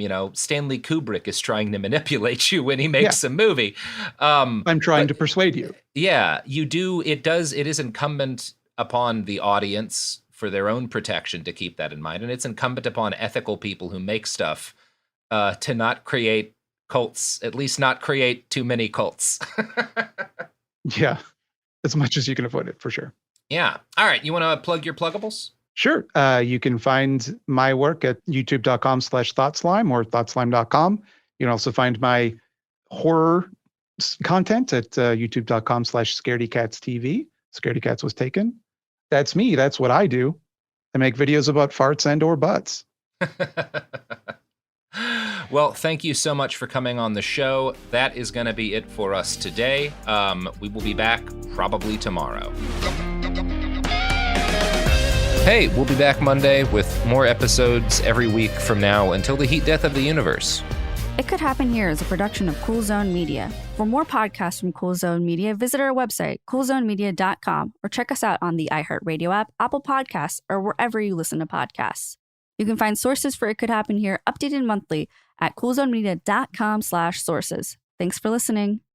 There's a difference between liking a house and actually getting it. Redfin is built to make up that difference and close the gap between finding and owning the home for you. Redfin agents close twice as many deals as other agents. So when you find a home you love, you're not a step behind when it comes to making an offer. That means less watching great homes disappear and more focus on the one you'll call home. Redfin helps turn saved listings into real addresses. Get started at redfin.com. Own the dream. Time for a sofa upgrade? Introducing Anabay Sofas, where designer style meets budget-friendly prices. Anabay brings you the ultimate in furniture innovation with a modular design that allows you to rearrange your space effortlessly. Perfect for both small and large spaces, Anabay is the only machine-washable sofa inside and out. Say goodbye to stains and messes with liquid and stain-resistant fabrics that make cleaning easy. Liquids simply slide right off. Designed for custom comfort, our high-resilience foam lets you choose between a sink-in feel or a supportive memory foam blend. Plus, our pet-friendly, stain-resistant fabrics ensure your sofa stays beautiful for years. Don't compromise quality for price. Visit washablesofas.com to upgrade your living space today. Sofas start at just $699 with no risk returns and a 30-day money-back guarantee. Get up to 60% off, plus free shipping and free returns. Shop now at washablesofas.com. Offers are subject to change and certain restrictions may apply. Well, the holidays have come and gone once again, but if you've forgotten to get that special someone in your life a gift, well, Mint Mobile is extending their holiday offer of half off unlimited wireless. So here's the idea. You get it now, you call it an early present for next year. What do you have to lose? Give it a try at mintmobile.com/switch. Limited time 50% off regular price for new customers. Upfront payment required. $45 for 3 months, $90 for 6 months, or $180 for 12-month plan. Taxes and fees extra. Speeds may slow after 50 gigabytes per month when network is busy. See terms.